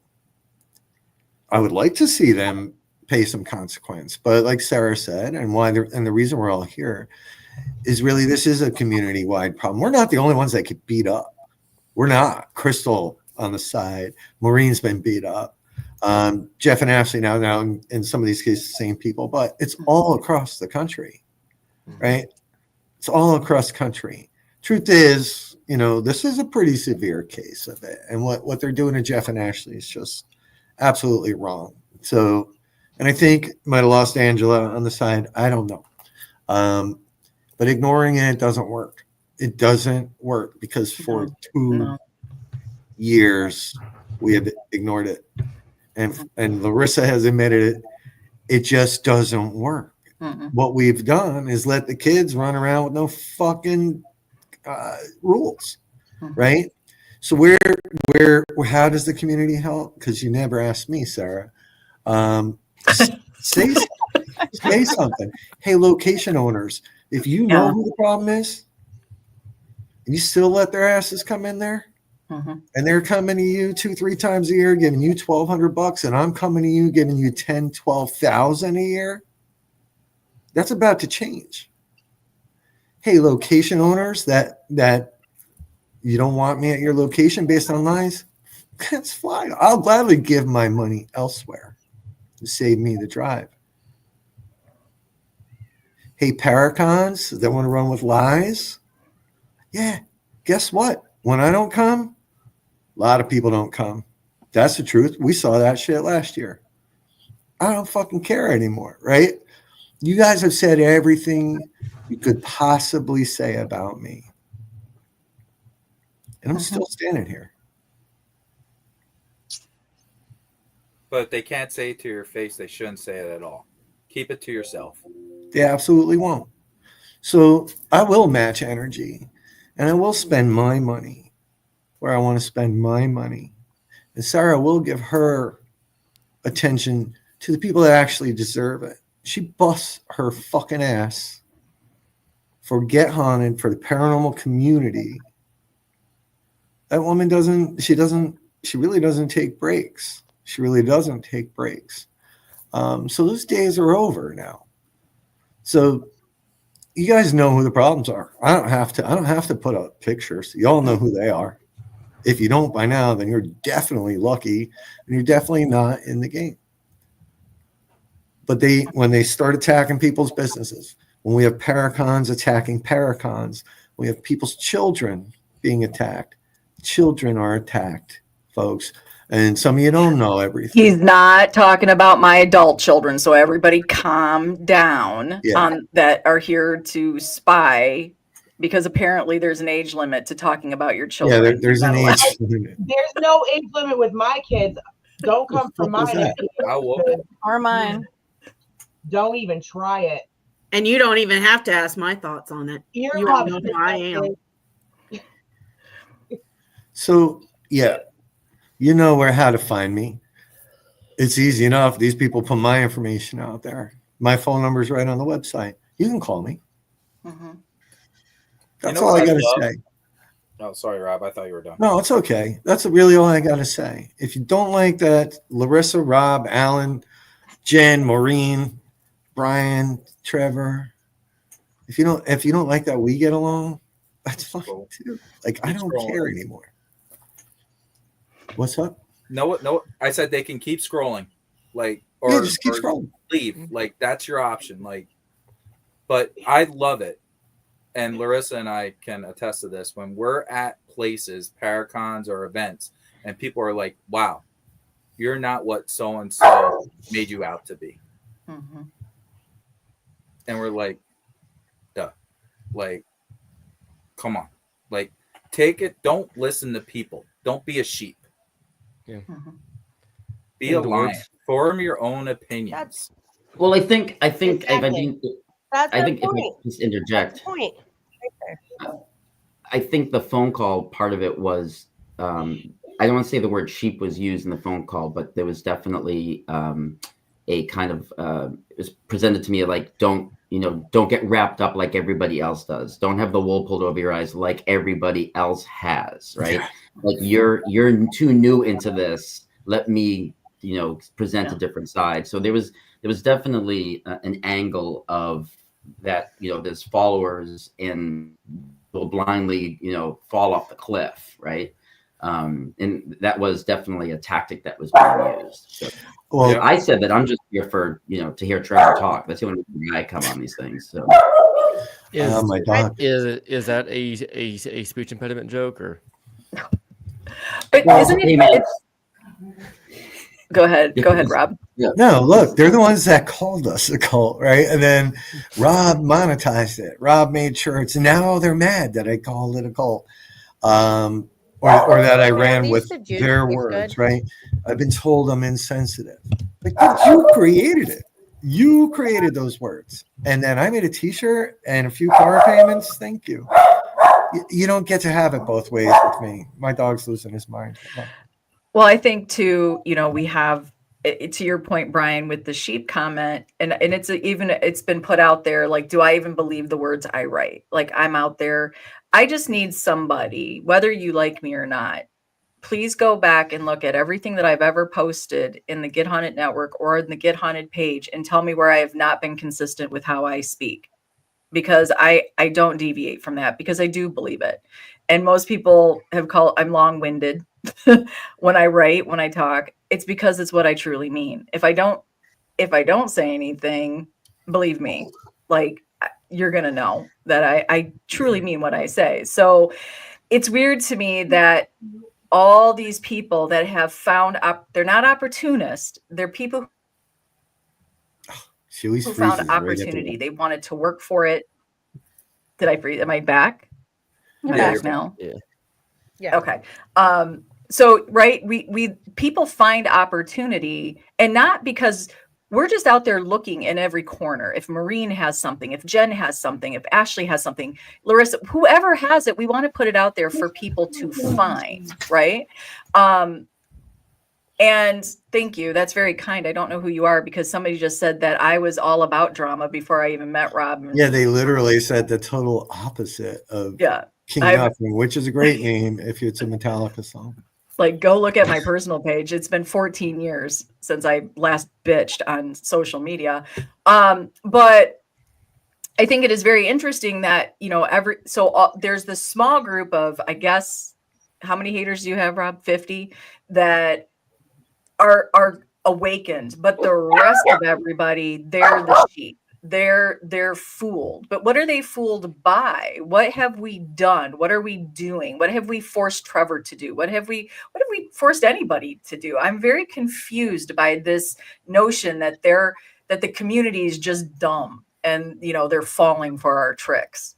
I can't, that's the piece that I can't figure out. Yeah, I mean, and then- Ashley, have we asked of anything of you? Okay, so before I even met you guys, I mean, I've been by your booths periodically or whatnot, but before I met you guys, like I always heard like get haunted this, get haunted that, get haunted this, and I'm like, you know what? I don't know them. I'm not going to judge somebody until I know them, until I know them personally. So we've been friends with Danger.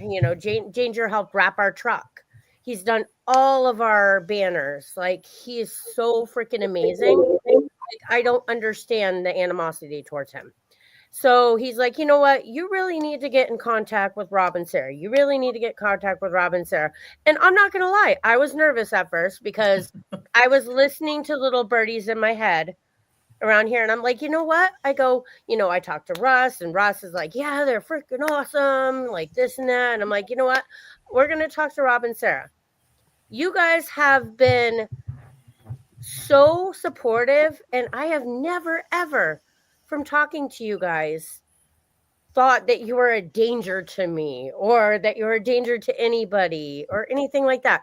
Yes, we all have, believe me, if somebody saw my chats with my best friend, I would be committed to an insane asylum. Oh God, yeah. Look, not so like nobody. what you say to friends and stuff, like who cares? I don't care about your chat with them 2 years ago. I'm not going to judge you based on that because I have chats that if they blew up, I would probably be in jail.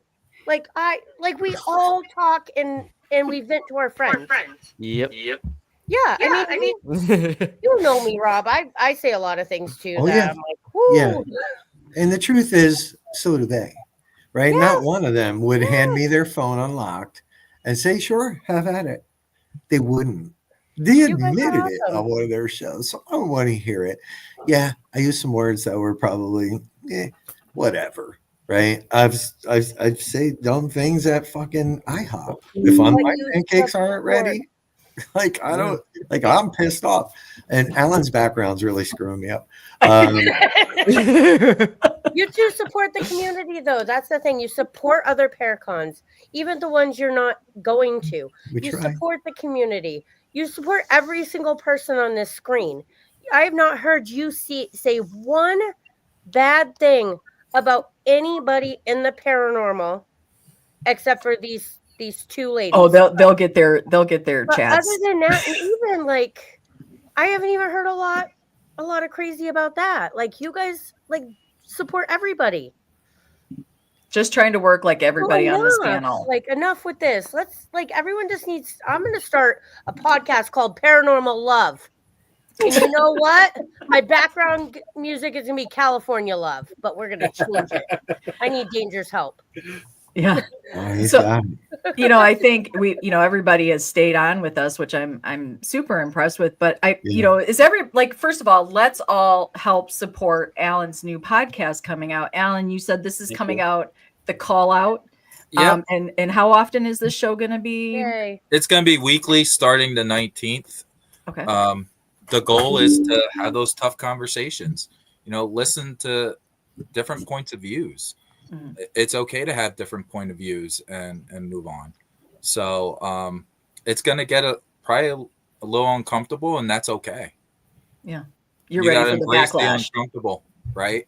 Mhm. And my intention is not to mention names or venues. I know a lot of people are worried about that.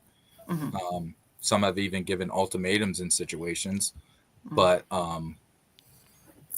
yeah, you're not going to stop me from having the podcast. I don't care. No. But And- it's and- for a good purpose. It's not to make podcasts to bash people and make this community seem disgusting.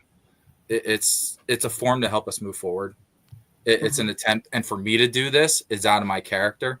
For those of you who know me, I'm like the guy behind the scenes, driving the operations, Yeah. short and to the point. If I do have something to say, it's probably important. So this is really me coming out my box in an attempt to do something for the good, something positive out there instead of garbage. And I'll call it garbage and trash all day long. And It'll be- And Alan, back when I started my channel back in 2015, I was the guy who went from doing words on screen and commentation only to being on camera. So I'm for what it's worth, I'm proud of you. Thank you. I hope to see you there. So that's Wednesdays? Wednesdays at 7 p.m. Eastern time. All right. So and they can find this on your YouTube, on your Facebook Right page. now Where do we on Facebook, because I'm not that fancy, Sarah. I don't even know what the hell I'm doing. I'm figured out. You're starting to sound like Ernie. You can't be saying that. So 7 p.m. I encourage participation. I'll bring you on the live. Like, let's talk. Let's hash things out. I want to talk situational. Well, yeah, there can be real situations that happen in our paranormal community, but each week it's going to be a situation, and kind of like, what would you do, or what isn't a good option to take instead of doing the drama option.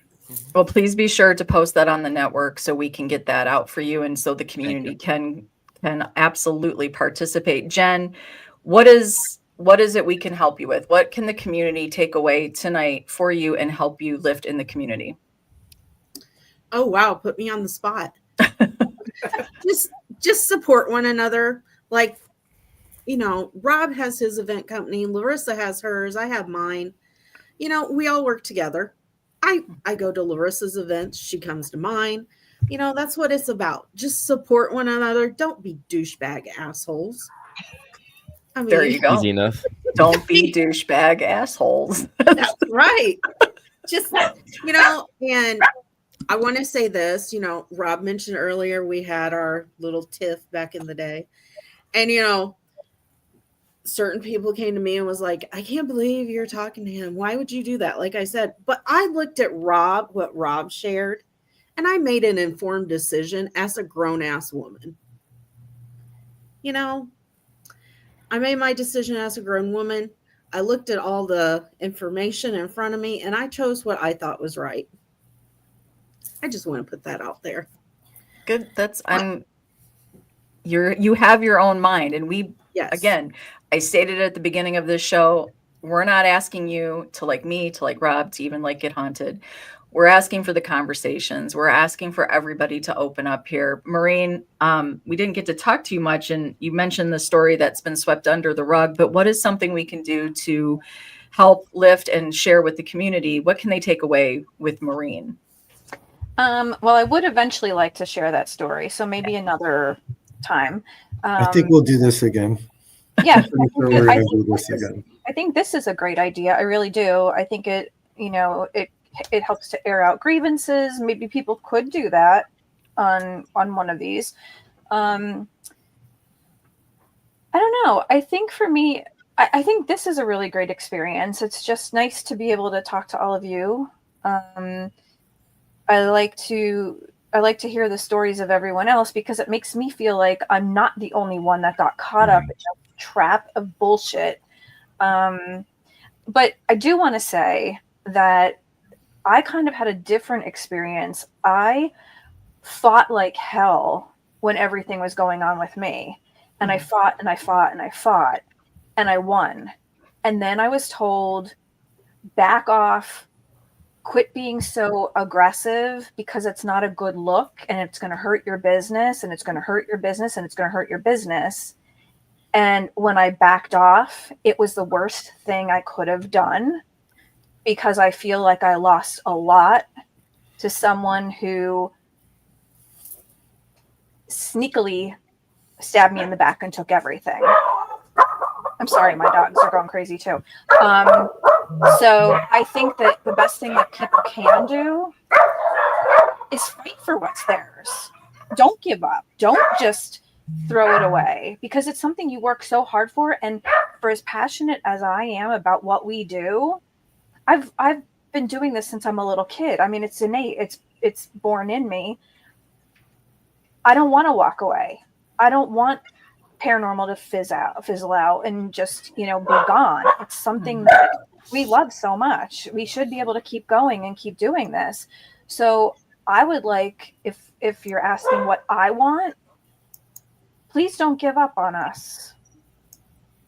We should fight together. This is ridiculous that we're going to have to keep going through this every month, every week, every couple months, every 6 months, every year, because it seems like we are going through this all the time and it shouldn't be this way.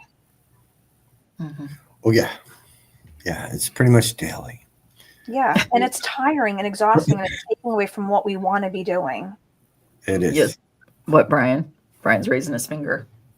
I just came to, but the term gatekeeping, I feel like people are trying to gatekeep the whole community. Yeah. And if you don't fall within the ideology or the parameters, or they feel that they've been slighted, even true or not, then there's a sense of entitlement that there should be gatekeeping, right? Mm-hmm. And I don't know who bestows that power to somebody, but certain people definitely feel that they have that right to gatekeep by all means necessary. And that can be a dangerous thing. And this isn't I've seen it like my law enforcement career. I've been in law enforcement since for many years, and I've seen people have have a kind of sense of self that isn't very healthy, and then they don't know how to turn it off, and then people get hurt. So it's concerning. I'm looking at all of this from an outsider standpoint. And it's very concerning, and I wish I had answers, but I think that talking about it and everybody being on the same page. Yeah. Especially when I guess it doesn't matter who you are. Someone like me gets a phone call, right? I get a phone call about this. Like, you know what I mean? Like so. But to Ryan is meant like who's gatekeeping, and he's not disagreeing, but that what you're saying, Brian, was one topic, Alan, I want you put out there, like, hey, what do you want to see on the call out? And that was one thing that I was going to type was, it's interesting the territorialness that people have, right? Like, oh, you can't be on the East Coast. Oh, you can't be in the Midwest. The paranormal belongs to no one. It belongs to all. And we all Rob, the thing you hate, we're all going to die. We all are exploring the afterlife or what it is that could be out there in the universe we're not all doing it for the same reason, but we all have a passion for it is probably more accurate. And the weirdness that the territories, sort of happen, Ashley, I know like the New England, right? You got the Northeast. We have nothing. But what's so funny is, so we have no paracons here. We don't. And it's so funny that people so freaking far away from us get jealous. And they get mad because we're doing a paracon because they have paracons too. Everyone can have a paracon. Anybody and everyone can have a paracon, and I'd still support you. Yep. I'd still support you. Like, there is no person that cannot have a paracon. It's dumb. Did you say that you signed like a multi-year contract with the venue? Yes. Did I hear that? You have 5 years. Wow. So you're locked in for 5 years? 5 years. Right. Well, you always think that you always look for silver linings, right? So I kind of hope that the strife that you're going through right now with year one is going to make people support you more than maybe they would have if you didn't go through the bullshit, right? We're So lucky that we are in Maine, though. I mean, that's one thing we're lucky with is a lot of this drama is people that are way far away from us. So yeah, they're not hitting our customer base. You know what I right. mean?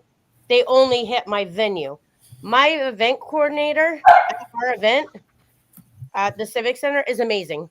She is the most amazing lady, and I'm not worried about her at all.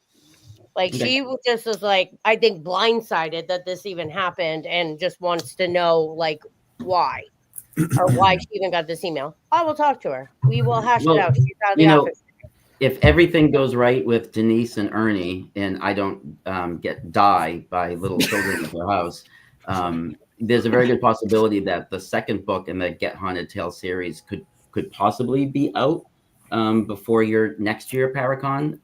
I mean, I'd love to come up and get a booth and do a book signing there with all my Yeah, stuff. come up this year and just check it out. Yeah, and actually, Brian, I was supposed to extend the offer to you, Rock Island, if you would like to come in October to push your book, and also possibly writing a book at Rock Island has been suggested. So there are people that are watching what you're doing in the community, and they really do appreciate it, and they're wanting to add to your arsenal. Yeah, So that'd be that's something we can chat like off screen, but that offline. We'll leave that.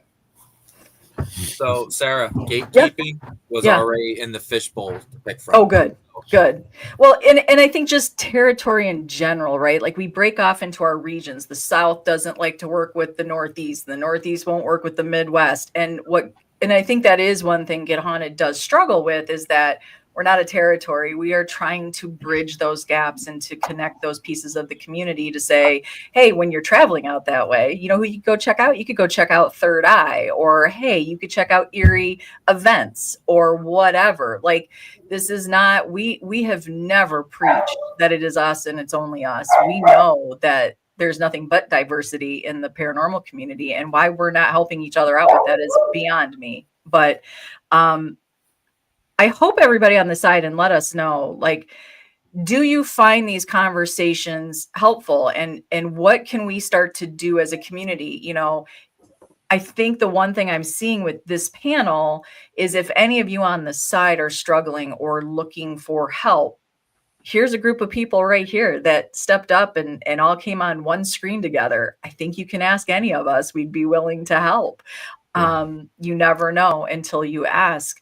But there are some amazing events that you can please put out there. Fireland Paracon has an amazing cause. Please, if you can attend, please take that minute and share that instead of some dirt. That would be nice. Share that. You know, the main Paracon, Third Eye events.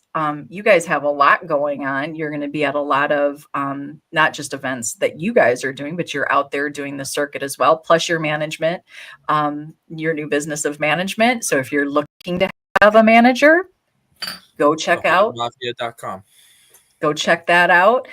Brian Paoni is writing his books and getting deep involved in the paranormal community. And even though you're new, Brian, it's like you've been here forever. We love having you around. Trevor, you are always out there.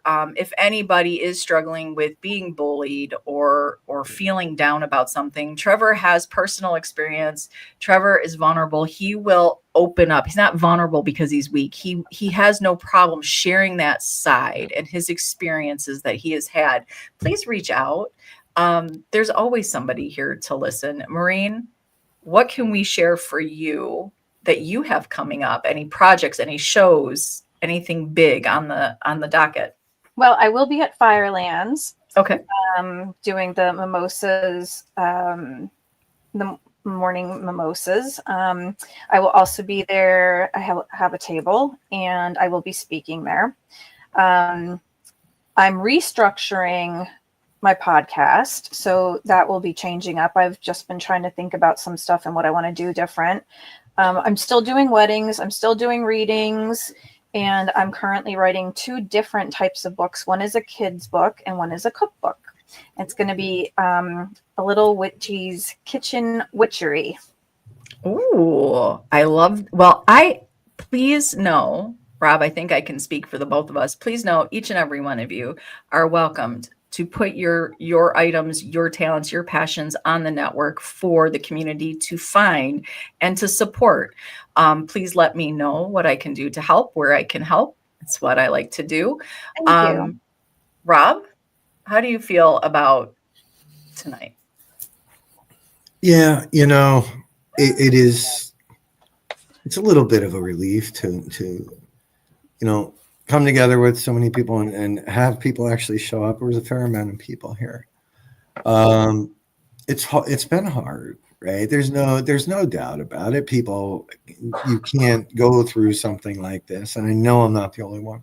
No, I'm not the only one that's ever been through this, but it is tough, and it does make me sad to watch, especially the people that we work with.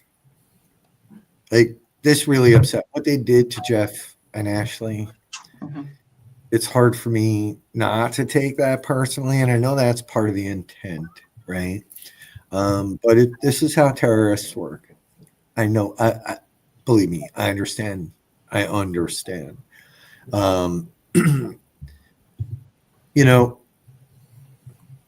It's disappointing. It's a lot of things to watch all of these things happen externally. But when people like this come together, when people show up to share stories and support each other, for me, that's what it's all about. The whole purpose of the town hall, as you put it together, I was pretty much not in charge of this. I'm like just here. I loved the intent, and that was to try to create a solution, or start at least discussing what the options are. What can we do together to make this better for everybody? And it's the way to go about it. It's like you always say, Sarah, it's creating connections, not chaos. So thank you all for taking your time tonight. To the people watching and to the people lurking, or Jeff and Ashley, like I said earlier, help them out. It's a 5-year commitment. It's a huge commitment. It's a huge commitment. We cannot allow people to try to destroy other people's lives. We just can't. Like, what is happening? And like Sarah said, if you don't like me at the end of this, that's fine. Believe me, you're not alone. But at least be educated about it. Yeah. Brian, thank you for your words. Hearing your description of how that conversation went and adding your interpretation of it is a huge deal to me. Because after watching so many people run with this story, it's hard. It's easy to lose faith, right? And like, oh my God, like nobody actually really looks at it. Am I saying I'm an angel? Absolutely not. I don't know that anybody here tonight has claimed they were innocent. There's nobody on the screen that's an angel, especially Alan. I think what we claimed was we look back at how we reacted, what we did, we found our regret points, and we learned from that. What everybody needs to understand is this is none of the information, everything that they want to talk about is 2 years old. If you give no one grace to grow, right? Yeah. Then what the hell is the point? And what I can say is I would appreciate grace and I will give grace, right? No apology at this point is going to fix what has happened. No. But being able to say, go live your life, which we've done since the beginning, which is weird. Yeah, like just stop it, right? Mm-hmm. But I think it is seeing events put in danger of losing money, and to hear Jeff's words, my life savings. Yeah. The people who are doing it aren't going to give a shit. The people on the side this is the stuff you need to hear. And I will support the call out, Alan, because if you can keep the conversation going, I've said it since the beginning of my shows, it's all about the conversations. If you can get these conversations going and growing, Alan, I will support that 1,000%. I commend you. Sure. Kudos to you, and I will lift that. It's not for me to do, but I will lift that. I hope and pray that people will step up and have open conversations with you. That's all. Thank you. We're all humans. We all make mistakes. We all do stupid things. We all have regrets in life. We all do. But it's how we handle them as mature adults. Right there is the thing. Like, yes, I've said stuff to people that I'm like, oh, wow, like that was pretty bad. You know what I mean? And then I'm like thinking about it. I'm like, that wasn't okay. And I've apologized for it. Yeah. And I have people that I don't like, but I can still be in the same room with them because we're grown adults. My ex-husband, I hate him to death, but I'll still tolerate him because I have to. You know what I mean? There's a big difference here, right? I didn't say these things to somebody, right? No. That was part of it. It was to two trusted friends. Mm-hmm. In the way they're presented and presented out of context and out of order. Right? Yeah, I know how it looks. Sarah was there when I skimmed through and I was like, oh God, yeah, fuck. I forgot I even said that part. I was like, this doesn't look good. But the truth is I didn't say them to anybody. The truth is that was 2 years ago. Truth is none of it. Let's say they were right. Let's say they were actually right about their accusations. None of that fucking shit happened. Not one of those things has happened. So I don't want to hear it. I don't want to hear it. Paranormal love. Yeah, it's a crazy world. But I think we just need to open. I think when these things come, my what I would choose to do for each and every one of you on the panel tonight, if I were to hear something, if something came my way, I would do exactly what Ashley did with this situation. I would come directly to you and say, hey, this is what was sent to me. This is what was said to me. This is who it was. We need to understand why this is happening right now, because we could maybe cut this off right before it becomes, don't clip that little piece out, but we could cut this off where it needs to be cut off. And I will do that for each and every one of you. If something, and I think Ashley, again, thank you for acting so fast and for putting that out there. And I think it's important that the community knows that we are not being, like they like to say that Rob's a crybaby and we're being dramatic. This is how far this goes. This is how deep they cut. This is how much they are now affecting. This is mental stability. This is mental health. Mm-hmm. Like, you don't screw with that. I'm a psychology major. Like, you don't mess with people's mental health. Like, it takes a toll on you. Mm-hmm. Like, spread love, not hate. Like, stop this. Enough. I hope we change some perceptions this evening. I hope so. I really do, because those little seeds will spread and grow. Just somebody who's like, like I was on the fence. Like, I'm afraid to even be friends with people who like get haunted. But you know what? Like, maybe they aren't that bad, because they aren't. I think perspectives have changed, Alan, just so you know. Not a year ago that comment would have been up on our screen, or he would have made himself known. So Brian Laverty, thank you. Your voice does matter in this. Everybody does. Everybody has a voice in the paranormal. Everybody has a story. There is no one safe from the harassment, from the hate. And I think it's time that we all just say, you know what? Go do your thing and just leave everybody alone and stop telling people who they can be friends with, and just knock it off and grow the fuck up. It's just time. It's time. Right there. So fuck up. Yeah, grow the fuck up. So with that, we've taken up your time, almost 2 hours and 40 minutes. But I think it is a good start, and I hope whoever wants to take the baton here. Again, this is not a Sarah and Rob show. This is a community roundtable. Alan's going to have them every Wednesday, starting the 19th at 7 p.m. on Wednesdays, Eastern time. Please be sure to go watch and participate in that. But for the rest of you, open yourselves up to a roundtable. Get your friends together, different demographics, different parts of the paranormal, get them together, have these open conversations. We will be there to support you to lift those. And with that, guys, seriously, everybody on the panel, thank you. Maureen, it was a real pleasure to see you again after all this time. You Jen, too, always. pleasure to be able to talk to you face to face. Brian, as always. Trev, you know I love you. Alan, I was always with Danger. I think I always said Alan was a sweet boy. He did. I did. Thank you for hosting this evening. And Why Rob, do you all think pleasure he's was so all yours. sweet? He's got a little boy sweetness about him. I don't know. I don't know. And He's Alan, a terrible, terrible man. I know, right? and Wait, Alan, can I touch on what Ron just said in the chat? Because he said, my concern is an unstable person taking a position and taking matters in their own hand with violence.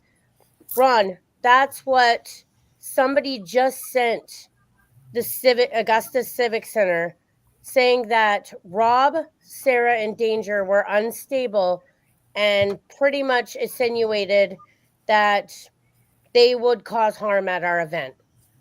So that's what we're like dealing with right now, and it's not okay, and that's why we're taking the stand. It's time we all stand up together. If that's Ron or Lourdes, Yes. it is why we are standing together in this. Just time to be community. And you don't have to look, we are one big crazy family, are we not? Like it really is. We have our moments, we have our tiffs. But in the end, we come together and we take care of business. And that's what this is, taking care of business. So thank you to each and every one of you, truly. Ashley, thank you for being a strong woman. I've really appreciated getting to know you these last couple months or month. I don't even know how much time it's been now. It feels like it's been forever, but I don't think it has been. It's been a real pleasure. Rob, thank you for allowing me to take the lead on this. You have been battling a lot of stuff. I've chosen to not do some of the things that have been put out there. And I felt it was important that when this was brought, like when this came to our attention, Ashley was right there encouraging me. And I felt like it was time that I say something. It's our turn, and you can't back down. You can't back down. No. Like, no matter Amazing what, vote, don't sir. back out of things because that's what they want. Don't do it. This has been my Stand your time. ground. I work a lot of hours every single day. And I don't get paid. I do it because I do love the family and the community and what has come together. And we love you for every second of it. well, thank you for that. So with that, we're going to let everybody get a good night's sleep. Good night, guys. Let's continue these conversations. Everybody on the side, we see you, we appreciate you, and we certainly love you. Thank you for being Get Haunted. Thank you for being the paranormal community and the good in it. And with that, please show some kindness and stop fucking with people's business. It's not yours to fuck with. All right. So with that, have a good night, and we'll see you tomorrow. See you tomorrow.